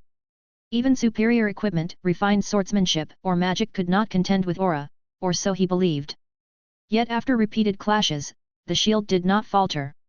Instead, fatigue began to creep into his limbs. How can this be? What trick is this? He felt drained, as though the shield was not merely blocking his strikes but siphoning away the very power behind them. One designed to counter aura users. Before the bandit could react, the knight surged forward. Throughout the battle, the bandit had noticed the knight's sword changing. With each strike from his aura-infused axes, the runes along its blade had grown brighter. Now he understood why. But now, it was already too late. The sword shone brightly. It was not aura, but powerful magic that eclipsed anything the bandit leader could withstand. He retreated quickly, but he was not quick enough. His body was not built for sudden dexterous movements, and soon the sword slashed forward. For a moment, time seemed to stop for the bandit leader. Then energy erupted around him. A massive arc of force tore through the air, leaving a deep gash in the ground as it surged ahead. He raised both axes to defend himself, crossing them in front of his body where the attack was aimed. And no, I cannot die here, this was not what was promised to me. These were the last words he spoke. The energy slash pierced through his weapons and his body. His crimson aura shattered like glass beneath the stronger wave of azure light. For an instant he remained standing, axes lifted in defiance. Then a thin line of silver traced across his chest. His enchanted armor split apart, followed by his weapons, and finally by his body. The energy wave continued past him, carving a trench through the stone floor and crashing into the far wall of the cavern. Rock ruptured. Dust and shattered stone rained down as part of the ceiling collapsed on the bandits gathered there. When the light finally faded, only silence remained where the towering aura user had once stood. Their invincible leader, the man who had never lost a duel and had always emerged victorious, was gone. Worse still, it had taken only a single strike to end him. The fight had not even lasted 5 minutes. And no leader. Silence followed as the bandits stared at the armored figure standing before them. His blade still pulsed with power, and several runes flickered along its surface. Our Rune Knight. One of the bandits whispered as he dropped his weapon. The others soon followed, raising their hands before the rumored Rune Knight. Many had believed the stories were exaggerated, but now they knew they were wrong. None of them could hope to win, and surrender was their only chance to survive. The Rune Knight lowered his blade. The runes dimmed from blinding white to a calm silver glow, faint lines on the runic traces still shifting across the surface as he surveyed the cavern. You made the right choice. No more blood needs to be spilled today. Follow my soldiers' instructions, and none of you will be harmed. Robert lowered his sword and watched the bandits obey his command. He glanced at the aura user he had defeated. To these people, he might have seemed like an indomitable foe, a monster encased in armor, yet his heart was pounding harder than ever before. The man before him was not someone he could have handled under normal circumstances. Only because of his new class, along with the special shield and sword, had he been able to win. His enemy had been slow to realize it, but the shield, designed by his brother Roland, could absorb aura energy to a certain extent and disperse it. The more his opponent attacked, the more energy flowed into his armor and sword. With each strike he endured, his blade began to glow brighter. Once fully charged, it could unleash a devastating blow that even high-level aura users could not defend against. Sir Durandal. Lucille approached from behind and placed a hand on his shoulder. A soothing sensation washed over him at her touch. I am fine, Lady Cortana. We should see to the imprisoned farmers and get them home. Lucille nodded and continued to calm him with a runic spell woven into her armor. Robert did not fully understand how it worked, but she could now use certain runic spells, some beyond the reach of regular mages, such as the soothing magic she had just cast on him.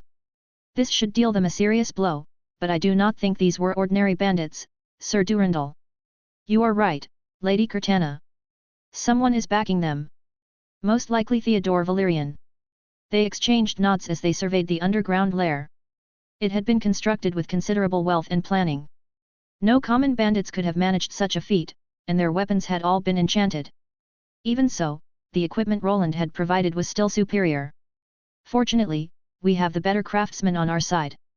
Lucille said as she lifted one of the broken axes. That we do. Still, we should take these back with us. Robert replied. He picked up the other axe lying nearby and tossed it to one of his retainers. As the de facto leader of Aldbourne, he was responsible for its safety. Since the palace had been entrusted to him, he had not enjoyed a single restful night. Even so, he did not resent the burden. This was what he had always dreamed of, serving the people of the kingdom as an honor-bound knight. He wanted to be the kind of knight people spoke of in whispers of hope rather than fear. It is the Rune Knights. Long live the Rune Knights. There they go again, calling us that. Lucille chuckled as she watched some of the prisoners being led out by the soldiers. One of the women waved at them with a bright smile on her face. I like it. Rune Knight has a nice ring to it. It was not only Robert who was being called a Rune Knight. Lucille wore metallic plates over her mage robe, which made her look like a knight as well. As long as we are together, I do not care what they call us. She whispered to him and tapped his shoulder again. Let's save that talk for after we are out of here, Lady Cortana. She nodded. Even though they were both wearing helmets, bright smiles spread across their faces. Soon, they returned to work, as the duties of a rune knight did not end so quickly.